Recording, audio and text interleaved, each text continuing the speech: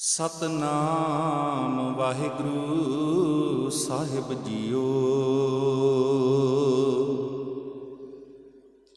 पंज प्याले पंज पीर छठम पीर बैठा गुर भारी। अर्जन काया पलट कै मूरत हर गोबिंद सवारी। चली पीड़ी सोडियां रूप दिखावन वारो वारी। दल भंजन गुर सूरमा वड जोधा बहु भारी उपकारी। पुछण सिख अरदास कर छे महलां तक दरस निहारी। अगम अगोचर सतगुरु बोले मुख ते सुनो संसारी। कल युग पीड़ी सोडियां निहचल नीम उसार खलारी। जुग जुग सतगुर धरे अवतारी। जुग जुग सतगुर धरे अवतारी। वाहिगुरु साहिब जी आषाढ़ तपंदा तिस लगे हर नाम न जिन्ना पास। जग जीवन पुरख त्याग कै मानस संधि आस। दुइयै भाए विगुचियै गल पई सो जम की फास।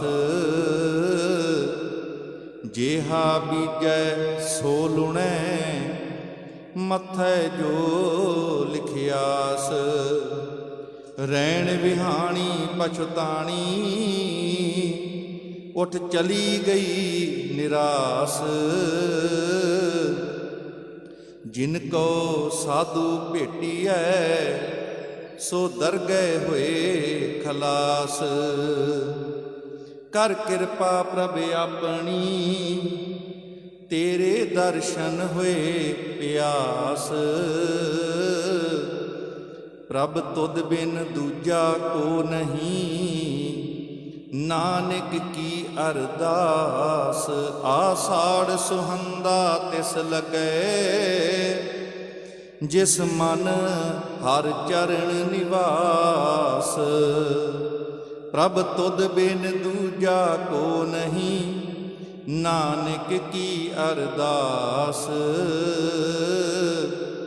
आषाढ़ सुहंदा तिस लगे जिस मन हर चरण निवास। चवर छतर तखत दे मालक समुची मनुखता सर्व कायनात दे रहबर। दसां ही पातशाहियां दी जोत शब्द ब्रह्म शब्दा अवतार सतगुरु धन श्री गुरु ग्रंथ साहिब महाराज जी दी मुबारक गोद दे विच संध्या वेले तो सजे हुए दीवान की हाजरी भर रहे परम सत्कारयोग गुरु सवारे सतसंगी जनों।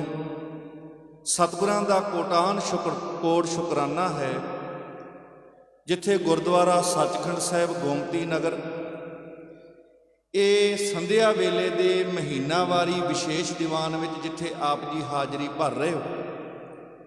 इस दे नाल ही बंदी छोड़ दाते मीरी पीरी दे मालक दल भंजन गुर सूरमा वड जोधा बहु पारे उपकारी छेवें पातशाह धन श्री गुरु हरगोबिंद साहिब महाराज जी का पावन प्रकाश दिहाड़ा आप सारी संगत बड़ी शरधा अते सत्कार दे नाल मना रहे हो। आओ सतगुरां दे चरनां विच जिन्नी भी संगत आप जी हाजरीन हो अते सोशल मीडिया चैनल दे राही जिथों तक भी जिहड़ियां संगतां इस अस्थान ते हाजरियां लवा रहीआं ने सारे ही गुरु के चरनां विच सीस नूं झुकाइए ते दोनों हथ जोड़ हाजरी लवाउंदिआं गज के आखो जी वाहिगुरू जी का खालसा वाहिगुरू जी की फतेह।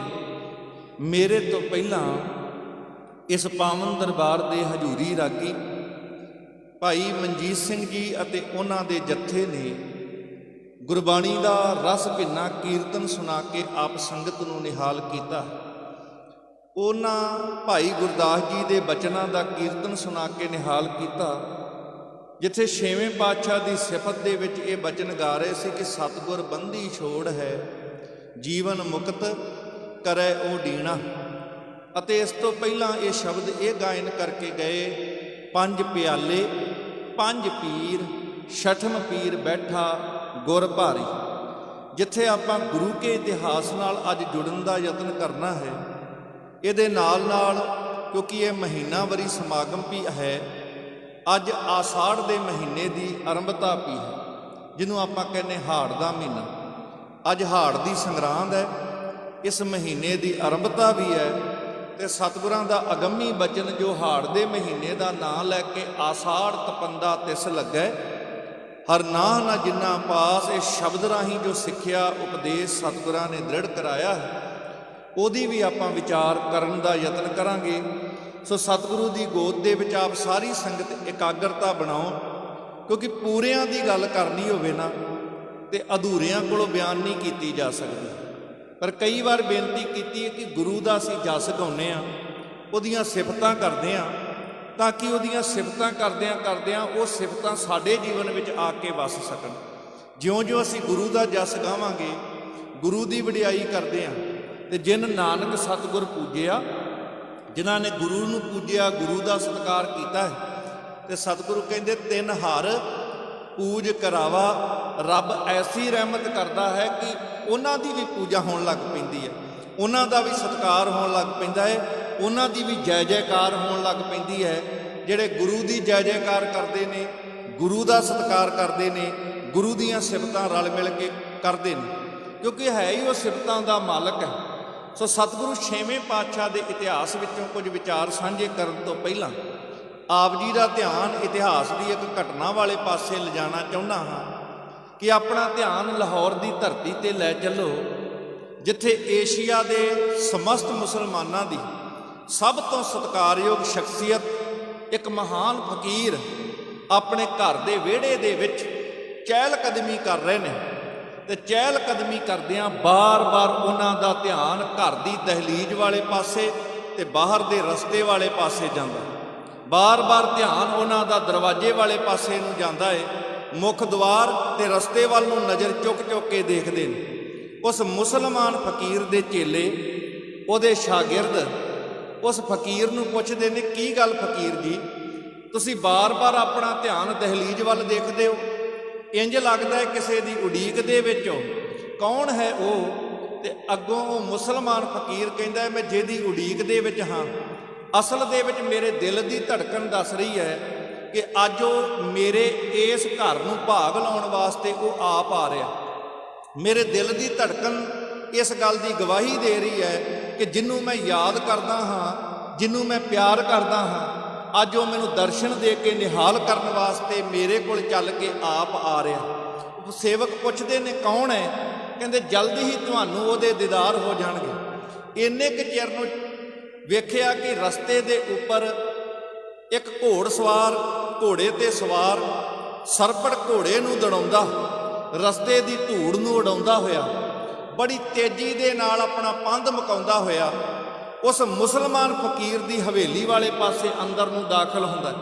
ਤੇ ਇਸ ਮੁਸਲਮਾਨ ਫਕੀਰ ਦੇ ਚਿਹਰੇ ਦੇ ਉੱਪਰ ਇੱਕ ਖਾਸ ਪ੍ਰਕਾਰ ਦੀ ਮੁਸਕਰਾਹਟ ਹੈ, ਇੱਕ ਖਾਸ ਪ੍ਰਕਾਰ ਦਾ ਨੂਰ ਹੈ।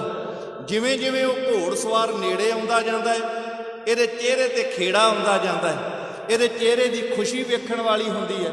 ਕਹਿੰਦੇ ਵਹਿੰਦਿਆਂ ਹੀ ਵਹਿੰਦਿਆਂ ਉਸ ਘੋੜ ਸਵਾਰ ਨੇ ਰਸਤੇ ਦਾ ਰਹਿੰਦਾ ਪੰਧ ਮੁਕਾ ਕੇ ਇਸ ਮੁਸਲਮਾਨ ਫਕੀਰ ਦੇ ਘਰ ਦੇ ਵਿਹੜੇ ਦੇ ਵਿੱਚ, ਭਾਵ ਦਰਵਾਜ਼ੇ ਤੋਂ ਅੰਦਰ ਦਾਖਲ ਹੋ, ਵਿਹੜੇ ਦੇ ਵਿੱਚ ਆ ਕੇ ਘੋੜੇ ਦੀ ਲਗਾਮ ਖਿੱਚੀ ਤੇ ਜਿੱਦਾਂ ਹੀ ਰਕਾਬ 'ਚ ਪੈਰ ਰੱਖ ਕੇ ਤੇ ਜ਼ਮੀਨ ਤੇ ਉਤਰਨ ਲੱਗਾ, ਓਨੇ ਕੁ ਚਿਰ ਨੂੰ ਇਹ ਮੁਸਲਮਾਨ ਫਕੀਰ ਆਪਣੇ ਦੋਵੇਂ ਹੱਥ ਅੱਗੇ ਕਰਕੇ ਪਹਿਲਾਂ ਉਸ ਘੋੜ ਸਵਾਰ ਨੂੰ ਬੇਨਤੀ ਕਰਦਾ ਹੈ ਕਿ ਆਪਣੇ ਮੁਬਾਰਕ ਚਰਨ ਪਹਿਲਾਂ ਮੇਰੇ ਹੱਥਾਂ ਦੇ ਉੱਪਰ ਰੱਖੋ ਤੇ ਫਿਰ ਜ਼ਮੀਨ ਦੇ ਉੱਪਰ ਆਪਣੇ ਕਦਮ ਰੱਖਣੇ।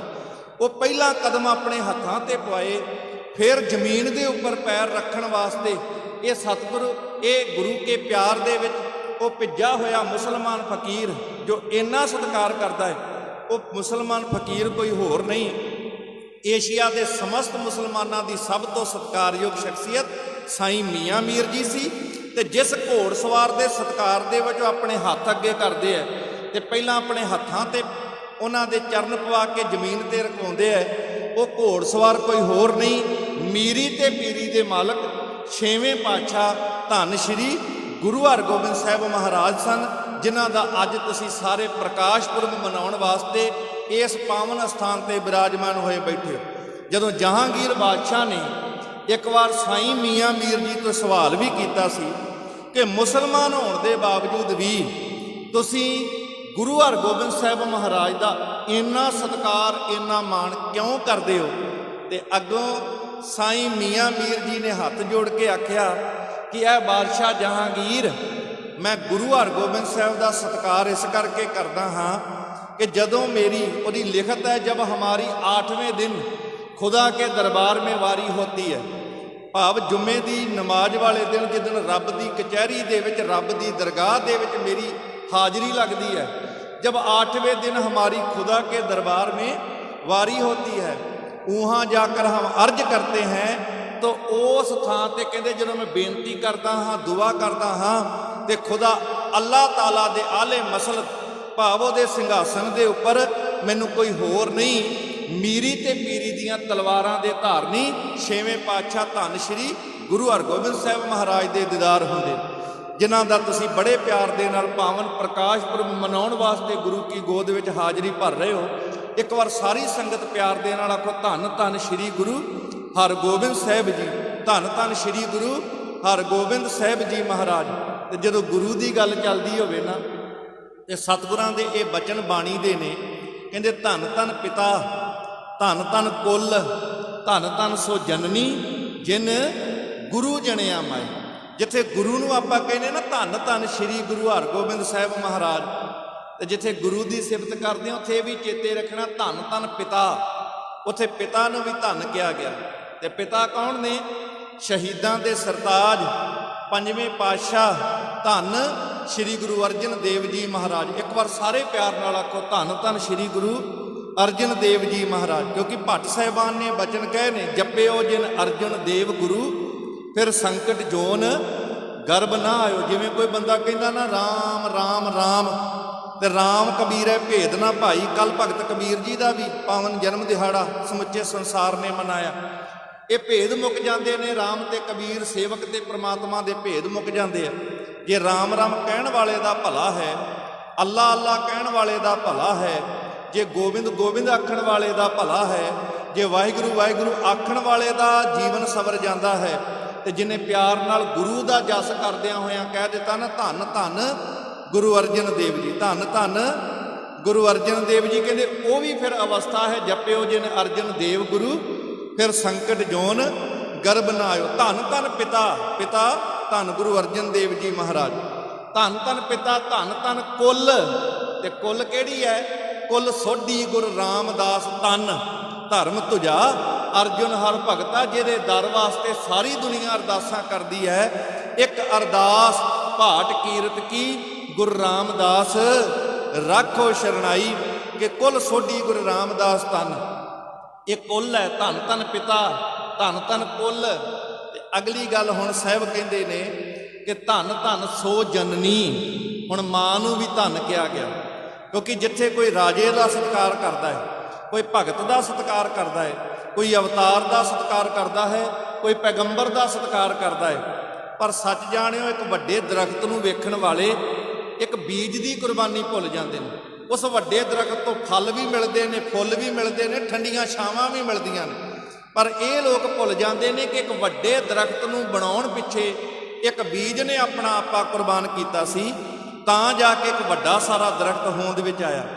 ਜਦੋਂ ਕੋਈ ਮਾਂ ਆਪਣਾ ਜੀਵਨ ਨਿਉਸ਼ਾਵਰ ਕਰਦੀ ਹੈ, ਆਪਣਾ ਆਪਾ ਵਾਰਦੀ ਹੈ, ਆਪਣਾ ਤਨ, ਆਪਣਾ ਸੁਹੱਪਣ, ਆਪਣੀ ਤੰਦਰੁਸਤੀ ਵਾਰ ਕੇ ਇੱਕ ਬੱਚੇ ਦੀ ਪਰਵਰਿਸ਼ ਕਰਦੀ ਹੈ, ਤੇ ਸਮਾਂ ਪਾ ਕੇ ਉਹ ਬੱਚਾ ਸਮਾਜ ਵਿੱਚ ਕਾਮਯਾਬ ਇਨਸਾਨ ਬਣਦਾ ਹੈ। ਉਸ ਬੰਦੇ ਦੀ ਤੇ ਲੋਕ ਗੱਲ ਕਰਦੇ ਹੈ, ਪਰ ਸਾਹਿਬ ਕਹਿੰਦੇ ਉਸ ਮਾਂ ਨੂੰ ਕਿਉਂ ਭੁੱਲ ਜਾਂਦੇ ਹੋ ਜਿਸ ਮਾਂ ਨੇ ਪਾਲ ਪੋਸ ਕੇ ਵੱਡਾ ਕਰਕੇ ਇੱਕ ਬੱਚੇ ਨੂੰ ਇੱਕ ਲਾਇਕ ਸਮਾਜ ਦੇ ਵਿੱਚ ਰਹਿਣ ਦੇ ਲਾਇਕ ਬਣਾ ਕੇ ਉਹਨੂੰ ਇੱਕ ਚੰਗਾ ਇਨਸਾਨ ਹੀ ਨਹੀਂ, ਕਿਸੇ ਨੇ ਭਗਤ ਬਣਾਇਆ, ਕਿਸੇ ਨੇ ਸੂਰਬੀਰ ਬਣਾਇਆ, ਕਿਸੇ ਨੇ ਅਵਤਾਰ ਪੈਗੰਬਰ ਨੂੰ ਜਨਮ ਦਿੱਤਾ। ਇਹਦਾ ਭਾਵ ਉਹ ਮਾਂ ਵੀ ਧੰਨ ਹੈ। ਤੇ ਗੁਰੂ ਨਾਨਕ ਸਾਹਿਬ ਨੇ ਤੇ ਕਿਹਾ ਸੀ, ਸੋ ਕਿਉਂ ਮੰਦਾ ਆਖੀ ਹੈ ਜਿਤ ਜੰਮੈ ਰਾਜਾਨ, ਜਿਹੜੀ ਹੈ ਰਾਜਿਆਂ ਭਗਤਾਂ ਸੂਰਬੀਰਾਂ ਨੂੰ ਜਨਮ ਦੇਣ ਵਾਲੀ ਹੈ। ਕਹਿੰਦੇ ਉਸ ਮਾਂ ਨੂੰ ਕਦੀ ਭੁੱਲ ਕੇ ਵੀ ਕਦੀ ਮਾੜਾ ਨਹੀਂ ਆਖਣਾ, ਉਸ ਹਰ ਔਰਤ ਦਾ ਸਨਮਾਨ ਤੇ ਸਤਿਕਾਰ ਕਰਨਾ। ਤੇ ਜਿੱਥੇ ਪੁੱਤਰ ਦੀ ਗੱਲ ਚੱਲੇ ਫਿਰ ਉੱਥੇ ਮਾਂ ਦੀ ਵੀ ਗੱਲ ਕਰੇ। ਜਿੱਥੇ ਪੁੱਤਰ ਦਾ ਸਤਿਕਾਰ ਹੈ ਨਾ, ਧੰਨ ਸ਼੍ਰੀ ਗੁਰੂ ਹਰਗੋਬਿੰਦ ਸਾਹਿਬ ਮਹਾਰਾਜ ਨੂੰ ਆਪਾਂ ਅੱਜ ਕਹਿ ਰਹੇ ਹਾਂ ਧੰਨ ਧੰਨ ਸ਼੍ਰੀ ਗੁਰੂ ਹਰਗੋਬਿੰਦ ਸਾਹਿਬ ਮਹਾਰਾਜ। ਤੇ ਨਾਲ ਹੀ ਫਿਰ ਬਾਣੀ 'ਚ ਕਿਹਾ, ਫਿਰ ਧੰਨ ਧੰਨ ਸੋ ਜਨਨੀ, ਉਹ ਮਾਂ ਵੀ ਧੰਨ ਹੈ। ਤੇ ਮਾਂ ਕੌਣ ਹੈ? ਧੰਨ ਧੰਨ ਮਾਤਾ ਗੰਗਾ ਜੀ, ਧੰਨ ਧੰਨ ਮਾਤਾ ਗੰਗਾ ਜੀ, ਧੰਨ ਸ਼੍ਰੀ ਗੁਰੂ ਹਰਗੋਬਿੰਦ ਸਾਹਿਬ ਪਾਤਸ਼ਾਹ ਮਹਾਰਾਜ ਦੇ ਸਤਿਕਾਰਯੋਗ ਮਾਤਾ ਤੇ ਗੁਰੂ ਅਰਜਨ ਸਾਹਿਬ ਪਾਤਸ਼ਾਹ ਜੀ ਦੇ ਮਹਿਲ। ਹੁਣ ਇਤਿਹਾਸ ਦੇ ਵਿੱਚ ਇੱਕ ਜ਼ਿਕਰ ਹੈ ਕਿ ਆਖਰਕਾਰ ਇਹ ਪ੍ਰਕਾਸ਼ ਦੀ ਗੱਲ, ਅੱਜ ਤੁਸੀਂ ਸਾਰੇ ਤਿਆਰੀ ਕਰਕੇ ਬੈਠੇ ਹੋ, ਲੱਸੀ ਦਹੀਂ ਰਿੜਕ ਕੇ ਤਿਆਰ ਕੀਤੀ ਜਾ ਰਹੀ ਹੈ, ਮਿੱਸੇ ਪ੍ਰਸ਼ਾਦੇ ਤਿਆਰ ਕੀਤੇ ਨੇ, ਗੰਡੇ ਵੀ ਆ ਚੁੱਕੇ ਨੇ, ਅਚਾਰ ਵੀ ਆ ਚੁੱਕਿਆ, ਸਭ ਚੀਜ਼ਾਂ ਦਾ ਇਹ ਤਿਆਰਾ ਕੀਤਾ ਗਿਆ। ਦਰਅਸਲ ਦੇ ਵਿੱਚ ਇਹ ਕਿਉਂ ਕਰ ਰਹੇ ਹਾਂ? ਇਹ ਇਤਿਹਾਸ ਦੀ ਉਹ ਵਿਲੱਖਣ ਤੇ ਉਹ ਪਾਵਨ ਘਟਨਾ ਹੈ ਸਾਧ ਸੰਗਤ। ਜਦੋਂ ਗੁਰੂ ਨਾਨਕ ਦੇ ਘਰ ਦੀ ਗੱਲ ਕਰੀਏ ਨਾ, ਇਸ ਗੱਲ ਨੂੰ ਕਦੀ ਨਾ ਭੁੱਲਿਓ ਕਿ ਗੁਰੂ ਨਾਨਕ ਦੇ ਘਰ ਤੋਂ ਕਦੀ ਕੋਈ ਬੰਦਾ ਨਿਰਾਸ਼ ਹੋ ਕੇ ਨਹੀਂ ਗਿਆ।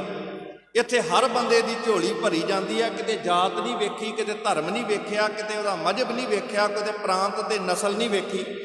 ਇਹ ਬਾਬੇ ਨਾਨਕ ਦਾ ਘਰ ਹੈ, ਜਿਸ ਦਰ ਤੇ ਜਿਹੜਾ ਨਿਮਾਣਾ ਬਣ ਕੇ ਆਇਆ ਉਹਨੂੰ ਮਾਣ ਮਿਲਦਾ ਹੈ, ਜਿਹੜਾ ਨਿਤਾਣਾ ਬਣ ਕੇ ਆਉਂਦਾ ਹੈ ਉਹਨੂੰ ਤਾਣ ਮਿਲਦਾ ਹੈ। ਪਰ ਇਸ ਦਰ ਦੀ ਇੱਕ ਸਿਫਤ ਹੈ ਕਿ ਗੁਰੂ ਜਿੱਥੇ ਨਿਮਾਣਿਆਂ ਨੂੰ ਮਾਣ ਬਖਸ਼ਦਾ ਹੈ, ਜਿੱਥੇ ਆਪ ਗੁਰੂ ਦੀ ਵਡਿਆਈ ਹੈ, ਕਈ ਵਾਰ ਸਿੱਖ ਨੂੰ ਵੀ ਸਤਿਗੁਰੂ ਐਡਾ ਮਾਣ ਬਖਸ਼ ਦਿੰਦਾ ਹੈ।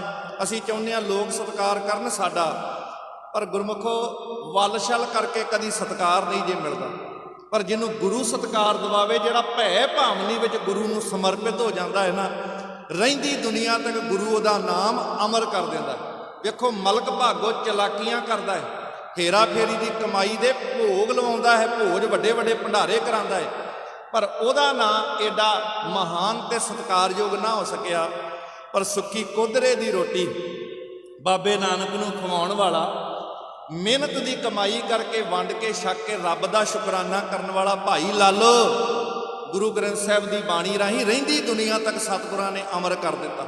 7 ਵਾਰ ਗੁਰੂ ਗ੍ਰੰਥ ਸਾਹਿਬ ਵਿੱਚ ਉਹਦਾ ਨਾਮ ਹੈ। ਭਾਈ ਮਰਦਾਨੇ ਦਾ ਨਾਮ ਰਹਿੰਦੀ ਦੁਨੀਆ ਤੱਕ ਸਤਿਗੁਰਾਂ ਨੇ ਅਮਰ ਕੀਤਾ। ਤੇ ਇਸੇ ਤਰੀਕੇ ਦੇ ਨਾਲ ਧੰਨ ਧੰਨ ਬਾਬਾ ਬੁੱਢਾ ਸਾਹਿਬ, ਇੱਕ ਵਾਰ ਸਾਰੇ ਪਿਆਰ ਨਾਲ ਬੋਲੋ ਜੀ, ਧੰਨ ਧੰਨ ਬਾਬਾ ਬੁੱਢਾ ਸਾਹਿਬ। ਉਹਦਾ ਨਾਮ ਵੀ ਜਦੋਂ ਤੱਕ ਗੁਰੂ ਕਾ ਇਤਿਹਾਸ ਰਹੇਗਾ ਨਾ, ਰਹਿੰਦੀ ਦੁਨੀਆ ਤੱਕ ਸਤਿਗੁਰਾਂ ਦਾ ਇਹ ਪਿਆਰਾ ਸਿੱਖ, ਇਹ ਜਿਹਦੇ ਤੇ ਗੁਰੂ ਨਾਨਕ ਸਾਹਿਬ ਨੇ ਬਚਨ ਕਰਕੇ ਕਹੇ ਸੀ ਨਾ, ਬੁੱਢਿਆ ਤੈਥੋਂ ਕਦੇ ਓਲੇ ਨਾ ਹੋ ਸਕ। ਮੈਂ ਦੁਨੀਆ ਤੋਂ ਕਿਤੇ ਓਲੇ ਹੋ ਸਕਦਾ ਹਾਂ, ਪਰ ਬੁੱਢਿਆ ਤੈਥੋਂ ਕਦੇ ਓਲੇ ਨਾ ਹੋ ਸਕ। ਜਿਹੜੀ ਗੱਲ ਕਦੀ ਗੁਰੂ ਅੰਗਦ ਸਾਹਿਬ ਕੋਲ ਆ ਕੇ ਬਾਬਾ ਬੁੱਢਾ ਸਾਹਿਬ ਕਹਿੰਦੇ ਆ, 1506 ਵਿੱਚ ਆਗਮਨ ਹੈ, 1518 12 ਸਾਲ ਦੀ ਉਮਰ 'ਚ ਗੁਰੂ ਨਾਨਕ ਸਾਹਿਬ ਨੂੰ ਮਿਲੇ ਸੀ ਬਾਬਾ ਬੁੱਢਾ ਸਾਹਿਬ। ਤੇ ਮਿਲਦਿਆਂ ਸਾਰ ਉਹ ਸਵਾਲ ਜਵਾਬ ਇਹੋ ਜਿਹੇ ਹੋਏ ਕਿ ਬਾਬੇ ਨਾਨਕ ਨੇ ਕਿਹਾ, ਤੂੰ ਹੈ ਬੱਚਾ। ਜਦੋਂ ਗੱਲ ਕਹਿੰਦੇ ਨੇ ਪਾਤਸ਼ਾਹ ਇਹ ਮੌਤ ਦੇ ਡਰ ਤੋਂ ਮੁਕਤ ਕਿਵੇਂ ਹੋਇਆ ਜਾ ਸਕਦਾ? ਨਹੀਂ ਤੇ ਬੱਚੇ ਖਾਣ ਪੀਣ ਦੀਆਂ ਹੋਰ ਦੁਨੀਆ ਭਰ ਦੀਆਂ ਇੱਧਰ ਉੱਧਰ ਦੀਆਂ ਗੱਲਾਂ ਕਰਦੇ। ਪਰ ਸਾਹਿਬ ਨੇ ਇੰਨੀ ਕੁ ਗੱਲ ਕਹੀ ਸੀ, ਤੂੰ ਹੈ ਬੱਚਾ, ਨਾ ਤੇਰਾ ਮਾਂ-ਬਾਪ ਨੇ ਬੂੜਾ ਰੱਖਿਆ ਹੈ, ਪਰ ਤੂੰ ਗੱਲਾਂ ਬੁੱਢਿਆਂ ਵਾਲੀਆਂ ਕਰਦਾ ਹੈ। ਤੂੰ ਬੂੜਾ ਨਹੀਂ, ਤੂੰ ਤੇ ਬੁੱਢਾ ਹੈ, ਤੂੰ ਤੇ ਸਿਆਣਾ ਹੈ। ਇਹ ਸ਼ਬਦ ਬਾਬੇ ਨੇ ਵਰਤਿਆ ਤੇ ਸਾਰੀ ਦੁਨੀਆ ਅੱਜ ਤੱਕ ਉਹਨੂੰ ਧੰਨ ਧੰਨ ਬਾਬਾ ਬੁੱਢਾ ਸਾਹਿਬ ਕਰਕੇ ਮਾਣ ਬਖਸ਼ਦੀ। ਗੁਰੂ ਨਾਨਕ ਸਾਹਿਬ ਨੇ ਕਿਹਾ ਸੀ, ਬੁੱਢਿਆ ਤੈਥੋਂ ਕਦੇ ਓਲੇ ਨਾ ਉਸ।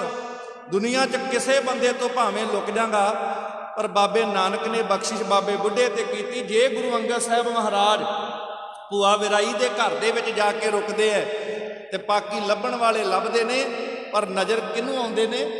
ਕੇਵਲ ਬਾਬਾ ਬੁੱਢਾ ਸਾਹਿਬ ਦੱਸਦੇ ਨੇ, ਜੇ ਗੁਰੂ ਨੂੰ ਲੱਭਣਾ ਹੈ ਤੇ ਸਾਰੇ ਰਲ ਕੇ ਇਸ ਦਰਵਾਜ਼ੇ ਦੇ ਬਾਹਰ ਬਹਿ ਜਾਓ ਤੇ ਗੁਰੂ ਨੂੰ ਲੱਭਣ ਦੀ ਲੋੜ ਨਹੀਂ। ਕੀਰਤਨ ਦੇ ਨਾਲ ਜਦੋਂ ਜੁੜ ਜਾਓਗੇ ਨਾ, ਬਾਣੀ ਪੜੋਗੇ, ਕੀਰਤਨ ਕਰੋਗੇ, ਗੁਰੂ ਤੇ ਆਪ ਉੱਥੇ ਹਾਜ਼ਰ ਨਾਜ਼ਰ ਹੋ ਜਾਏਗਾ।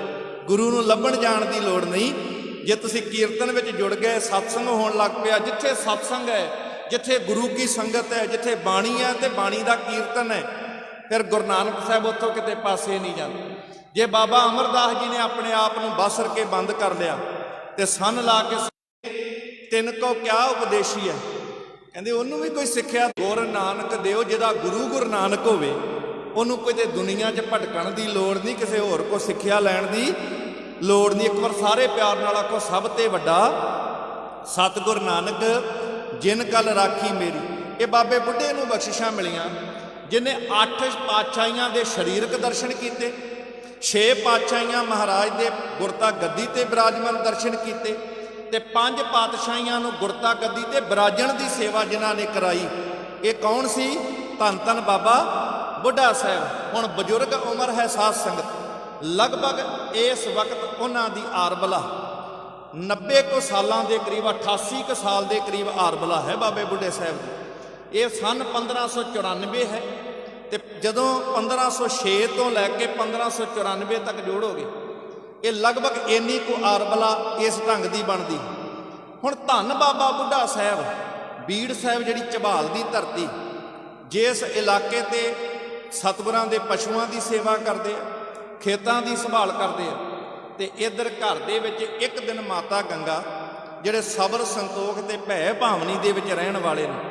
ਪਰ ਕਈ ਵਾਰ ਹੁੰਦਾ ਕੀ ਹੈ, ਸਾਧ ਸੰਗਤ ਸ਼ਰੀਕੇ ਦੀ ਕਈ ਵਾਰ ਕਈ ਗੱਲ ਹੁੰਦੀ ਹੈ ਤੇ ਬੀਬੀਆਂ ਭੈਣਾਂ ਕਈ ਵਾਰ ਮਨ ਤੇ ਲਾ ਲੈਂਦੀਆਂ ਨੇ। ਪਰ ਇਹ ਵੀ ਫਰਜ਼ ਹੈ ਕਿ ਪਤੀ ਦੀ ਕੋਈ ਗੱਲ ਹੋਵੇ ਤੇ ਪਤਨੀ ਨਾਲ ਸਾਂਝ ਪਾਵੇ, ਤੇ ਪਤਨੀ ਨਾਲ ਕੋਈ ਗੱਲ ਹੋਵੇ ਤੇ ਪਤੀ ਨਾਲ ਸਾਂਝ ਕੀਤੀ ਜਾਂਦੀ। ਸੁਭਾਵਕ ਮਾਤਾ ਗੰਗਾ ਜੀ ਨੇ ਧੰਨ ਗੁਰੂ ਅਰਜਨ ਸਾਹਿਬ ਪਾਤਸ਼ਾਹ ਦੇ ਕੋਲ ਆ ਕੇ ਇੱਕ ਬਚਨ ਕਿਹਾ ਕਿ ਗੁਰੂ ਅਰਜਨ ਸਾਹਿਬ ਮਹਾਰਾਜ ਸਤਿਗੁਰੂ, ਅੱਜ ਤੱਕ ਮੈਂ ਤੁਹਾਡੇ ਕੋਲੋਂ ਮੰਗਿਆ ਕੁਝ ਨਹੀਂ, ਪਰ ਅੱਜ ਸ਼ਰੀਕੇ ਵੱਲੋਂ ਇਹ ਗੱਲਾਂ ਕੀਤੀਆਂ ਨੇ ਜਿਹੜੀ ਗੁਰੂ ਨਾਨਕ ਦੇ ਘਰ ਦੇ ਖਿਲਾਫ ਕੁਝ ਇਹੋ ਜਿਹੇ ਬੋਲ ਬੋਲੇ ਨੇ, ਗੁਰੂ ਨਾਨਕ ਦੀ ਸ਼ਾਨ ਦੇ ਖਿਲਾਫ ਬੋਲੇ ਨੇ, ਉਹ ਬੋਲ ਮੇਰੇ ਤੋਂ ਜਰੇ ਨਹੀਂ ਗਏ। ਇਸ ਕਰਕੇ ਸਤਿਗੁਰੂ ਜੀ ਤੁਹਾਡੇ ਅੱਗੇ ਬੇਨਤੀ ਹੈ, ਇੱਕ ਘਰ ਦਾ ਵਾਰਸ ਜਿਹੜਾ ਹੈ ਉਹ ਬਖਸ਼ਿਸ਼ ਕਰ ਦਿਓ। ਪਰ ਧੰਨ ਗੁਰੂ ਅਰਜਨ ਸਾਹਿਬ ਪਾਤਸ਼ਾਹ ਮਹਾਰਾਜ ਬਖਸ਼ਿਸ਼ਾਂ ਦੇ ਦਾਤੇ, ਰਹਿਮਤਾਂ ਦੇ ਦਾਤੇ, ਜਿਨ੍ਹਾਂ ਨੂੰ ਭੱਟ ਸਾਹਿਬਾਨ ਕਰਦੇ ਨੇ, ਭੰਨ ਮਥੁਰਾ ਕਛ ਭੇਦ ਨਹੀਂ ਗੁਰ ਅਰਜਨ ਪ੍ਰਤੱਖ ਹਰ। ਪਰ ਵੇਖੋ, ਜਿਹੜਾ ਪ੍ਰਤੱਖ ਹਰ ਹੋਵੇ ਨਾ, ਆਸਾ ਦੀ ਵਾਰ ਬਾਣੀ ਪੜ੍ਹਦੇ ਹੋ, ਰੱਬ ਦੇ ਤੇ ਭੈ ਵਿੱਚ ਅੱਗ ਵੀ ਹੈ ਤੇ ਹਵਾ ਵੀ ਹੈ ਤੇ ਪਾਣੀ ਵੀ ਹੈ। ਭੈ ਵਿੱਚ ਪਵਨ ਵਹਿ ਸਦਵਾਓ, ਭੈ ਵਿੱਚ ਚੱਲੇ ਲੱਖ ਦਰਿਆਓ, ਭੈ ਵਿੱਚ ਅਗਨ ਕੱਢੈ ਵੇਗਾਰ, ਭੈ ਵਿੱਚ ਧਰਤੀ ਦੱਬੀ ਭਾਰ। ਪਰ ਪ੍ਰਤੱਖ ਹਰ ਹੁੰਦਿਆਂ ਵੀ ਕਦੀ ਕੋਈ ਤਾਕਤ ਆਪਣੇ ਨਿੱਜ ਦੇ ਵਾਸਤੇ ਤੇ ਆਪਣੇ ਵਾਸਤੇ ਸਤਿਗੁਰਾਂ ਨੇ ਨਹੀਂ ਵਰਤੀ। ਜੇ ਮਨੁੱਖਤਾ ਦਾ ਭਲਾ ਕਰਨਾ ਹੈ, ਸਮਾਜ ਦੇ ਭਲੇ ਵਾਸਤੇ ਉਹ ਤਾਕਤਾਂ ਵਰਤੀਆਂ ਨੇ, ਪਰ ਆਪਣੇ ਨਿੱਜ ਵਾਸਤੇ ਤੇ ਆਪਣੇ ਸਵਾਰਥ ਵਾਸਤੇ ਤੇ ਘਰ ਵਾਸਤੇ ਸਤਿਗੁਰਾਂ ਨੇ ਕੋਈ ਤਾਕਤ ਨਹੀਂ ਵਰਤੀ। ਗੁਰੂ ਨਾਨਕ ਦੇ ਘਰ ਤੋਂ ਕਦੇ ਕੋਈ ਨਿਰਾਸ਼ ਨਹੀਂ ਜਾਂਦਾ। ਪਰ ਬਾਬਾ ਬੁੱਢੇ ਨੂੰ ਇਹ ਮਾਣ ਬਖਸ਼ਣਾ ਸੀ, ਸਿੱਖ ਨੂੰ ਮਾਣ ਬਖਸ਼ਣਾ ਸੀ, ਘਾਹ ਖੋਤਰਨ ਵਾਲੇ ਨੂੰ ਮਾਣ ਬਖਸ਼ਣਾ ਸੀ, ਕਿਉਂਕਿ ਗੁਰੂ ਚਾਹੇ ਜਿਹਨੂੰ ਮਰਜ਼ੀ ਮਾਣ ਬਖਸ਼ ਸਕਦਾ ਹੈ। ਕਹਿਣ ਲੱਗੇ ਜੇ ਦਾਤ ਲੈਣੀ ਹੈ ਤੇ ਜਿਹੜੀਆਂ ਦਾਤਾਂ ਨੇ ਉਸ ਗੁਰੂ ਨਾਨਕ ਪਾਤਸ਼ਾਹ ਦੇ ਕੋਲ ਸਾਰੀਆਂ ਦਾਤਾਂ ਨੇ, ਤੇ ਜੇ ਗੁਰੂ ਨਾਨਕ ਕੋਲੋਂ ਕੋਈ ਦਾਤ ਲੈਣੀ ਹੈ ਤੇ ਉਹਦੇ ਕੋਲੋਂ ਆਖੋ ਜਿਹਦੀ ਗੱਲ ਗੁਰੂ ਨਾਨਕ ਸਾਹਿਬ ਕਦੀ ਮੋੜ ਸਕਦੇ ਹੀ ਨਹੀਂ, ਜਿਹਦੀ ਗੱਲ ਗੁਰੂ ਨਾਨਕ ਸਾਹਿਬ ਕਦੇ ਮੋੜ ਹੀ ਨਹੀਂ ਸਕਦੇ। ਤੇ ਕਹਿਣ ਲੱਗੇ ਫਿਰ ਉਹ ਕੌਣ? ਕਹਿੰਦੇ ਜਿਨ੍ਹਾਂ ਨੇ ਗੁਰੂ ਨਾਨਕ ਪਾਤਸ਼ਾਹ ਮਹਾਰਾਜ ਦੀਆਂ ਅਸੀਸਾਂ ਲਈਆਂ, ਬਖਸ਼ਿਸ਼ਾਂ ਲਈਆਂ, ਤੇ ਗੁਰੂ ਨਾਨਕ ਸਾਹਿਬ ਨੇ ਕਿਹਾ ਸੀ ਬੁੱਢਿਆ ਤੇਰੇ ਤੋਂ ਓਲੇ ਕਦੇ ਨਾ ਹੋਸਾਂ। ਉਹ ਬਾਬਾ ਬੁੱਢਾ ਸਾਹਿਬ ਜੀ ਕੋਲੋਂ ਤੁਸੀਂ ਅਰਦਾਸ ਕਰਾਓ, ਉਹਨਾਂ ਨੂੰ ਜਾ ਕੇ ਬੇਨਤੀ ਕਰੋ। ਇਹ ਧੰਨ ਮਾਤਾ ਗੰਗਾ ਜੀ ਘੋੜਿਆਂ ਤੇ ਸਵਾਰ ਹੋ ਕੇ ਚੱਲ ਪਏ, ਰੱਥਾਂ ਤੇ ਸਵਾਰ ਹੋ ਕੇ ਚੱਲ ਪਏ। ਰਸਤੇ ਦੀ ਧੂੜ ਉਡਾਉਂਦਿਆਂ ਹੋਇਆਂ ਬਾਬੇ ਬੁੱਢੇ ਦੇ ਕੋਲ ਜਦੋਂ ਪਹੁੰਚੇ ਤੇ ਉੜਦੀ ਹੋਈ ਧੂੜ ਨੂੰ ਵੇਖ ਕੇ ਬਾਬੇ ਬੁੱਢੇ ਨੇ ਸੁਭਾਵਕ ਹੀ ਬਚਨ ਕਹਿਤਾ, ਗੁਰੂ ਘਰਾਂ ਨੂੰ ਭਾਜਣਾ ਕਿੱਥੇ ਪਈਆਂ ਹੋਈਆਂ। ਇਹ ਸੁਭਾਵਕ ਜਿਹਾ ਬਚਨ ਸੁਣ ਕੇ ਮਾਤਾ ਜੀ ਨੂੰ ਅੱਗੇ ਗੱਲ ਕਹਿਣ ਦੀ ਹਿੰਮਤ ਨਾ ਪਈ। ਇਹ ਸਤਿਕਾਰ ਹੁੰਦਾ ਹੈ ਵੱਡਿਆਂ ਦਾ, ਬਜ਼ੁਰਗਾਂ ਦਾ, ਕਿ ਕੋਈ ਗੱਲ ਕਰਦਿਆਂ ਹੋਇਆਂ ਸ਼ਰਮ, ਇਹ ਲੱਜਾ, ਇਹ ਪੱਖ। ਹਾਲਾਂਕਿ ਉਹ ਗੁਰੂ ਮਾਤਾ ਨੂੰ ਮਾਤਾ ਦਾ ਸਤਿਕਾਰ ਦਿੰਦੇ ਨੇ ਬਜ਼ੁਰਗ ਉਮਰ ਦੇ ਵਿੱਚ ਵੀ। ਵਾਪਸ ਆਏ ਕਿ ਬਖਸ਼ਿਸ਼ ਲੈਣ ਗਏ ਸੀ, ਅੱਗੋਂ ਇਹ ਬਚਨ ਕਹੇ, ਕਹਿਣ ਲੱਗੇ ਜੇ ਬਜ਼ੁਰਗਾਂ ਕੋਲੋਂ ਅਸੀਸਾਂ ਲੈਣੀਆਂ ਹੋਣ ਨਾ ਤੇ ਬਜ਼ੁਰਗਾਂ ਦੀ ਸੇਵਾ ਕੀਤੀ ਜਾਂਦੀ ਹੈ। ਜੇ ਬਜ਼ੁਰਗਾਂ ਦੀ ਅਸੀਸ ਮਿਲ ਜਾਏ, ਉਹਨਾਂ ਦੇ ਮੁਖ ਚੋਂ ਕਿਤੇ ਪਿਆਰ ਭਰੇ ਮਿੱਠੇ ਬਚਨ ਬੋਲੇ ਜਾਣ ਨਾ, ਉਹਨਾਂ ਬਜ਼ੁਰਗਾਂ ਦੇ ਮਿੱਠੇ ਬੋਲ ਜਿਹੜੇ ਸੇਵਾ ਤੇ ਸਿਮਰਨ ਵਿੱਚ ਜੁੜੇ ਹੋਣ ਨਾ, ਸਾਧ ਸੰਗਤ ਸੱਚ ਜਾਣਿਓ ਰੱਬ ਵੀ ਉਹਨਾਂ ਦੇ ਬੋਲਾਂ ਨੂੰ ਕਦੀ ਮੋੜਦਾ ਨਹੀਂ ਹੈ। ਘਰ ਦੇ ਵਿੱਚ ਵੀ ਬਜ਼ੁਰਗ ਨੇ, ਮਾਪੇ ਨੇ, ਇੱਕ ਗੱਲ ਦਾ ਧਿਆਨ ਰੱਖਿਆ ਜੇ ਸੰਗਤ ਜੀ, ਜਿਹੜੇ ਬੱਚੇ ਨੇ ਆਪਣੇ ਮਾਂ-ਬਾਪ ਦੇ ਕੋਲੋਂ ਬਦਸੀਸ ਲੈ ਲਈ ਨਾ, ਉਹ ਦੁਨੀਆ ਦੇ ਵਿੱਚ ਜਿੰਨਾ ਮਰਜ਼ੀ ਯਤਨ ਕਰ ਲਵੇ ਕਦੀ ਕਾਮਯਾਬ ਨਹੀਂ ਜੀ ਹੋਏਗਾ।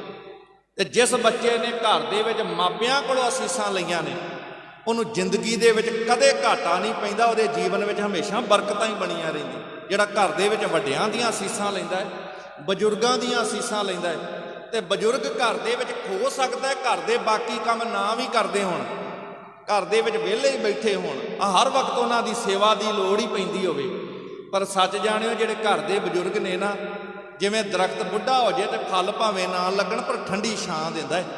ਘਰ ਦੇ ਵਿੱਚ ਬਜ਼ੁਰਗਾਂ ਕੋਲੋਂ ਦੁਨਿਆਵੀ ਸੁੱਖ ਨਹੀਂ ਮਿਲਦਾ, ਪਰ ਉਹਨਾਂ ਦੀਆਂ ਮਿੱਠੀਆਂ ਅਸੀਸਾਂ, ਉਹਨਾਂ ਦੇ ਪਿਆਰ ਭਰੇ ਬੋਲ ਸਾਡੇ ਕਈ ਵਿਗੜੇ ਹੋਏ ਕਾਰਜ ਸਵਾਰ ਕੇ ਸਾਡੇ ਜੀਵਨ ਨੂੰ ਸੁਖਮਈ ਤੇ ਆਨੰਦਮਈ ਬਣਾ ਦਿੰਦੇ ਨੇ। ਕੋਸ਼ਿਸ਼ ਕਰਿਆ ਕਰੋ ਘਰ ਦੇ ਵਿੱਚ ਵੱਡਿਆਂ ਦੀਆਂ ਤੇ ਬਜ਼ੁਰਗਾਂ ਦੀਆਂ ਅਸੀਸਾਂ ਲਈਏ ਤਾਂ ਕਿ ਸਾਡੇ ਜੀਵਨ ਦੇ ਵਿਗੜੇ ਹੋਏ ਕਾਰਜ ਵੀ ਰਾਸ ਹੋ ਜਾਣ।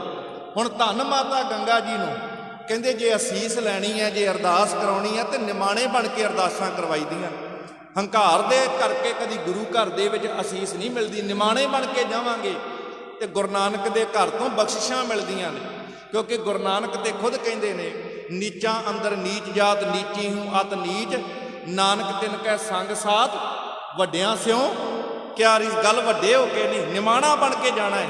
ਆਪਸ ਕੋ ਜੋ ਜਾਣੇ ਨੀਚਾ ਸੋ ਗਨੀਐ, ਸਭ ਤੇ ਉੱਚਾ ਜਾਂ ਕਾ ਮਨ ਹੋਏ ਸਗਲ ਕੀ ਰੀਨਾ, ਹਰ ਹਰ ਨਾਮ ਤਿਨ ਘਟ ਘਟ ਕੀਨਾ। ਸਾਰੀਆਂ ਬਖਸ਼ਿਸ਼ਾਂ ਨਿਮਾਣਿਆਂ ਨੂੰ ਮਿਲਦੀਆਂ ਨੇ।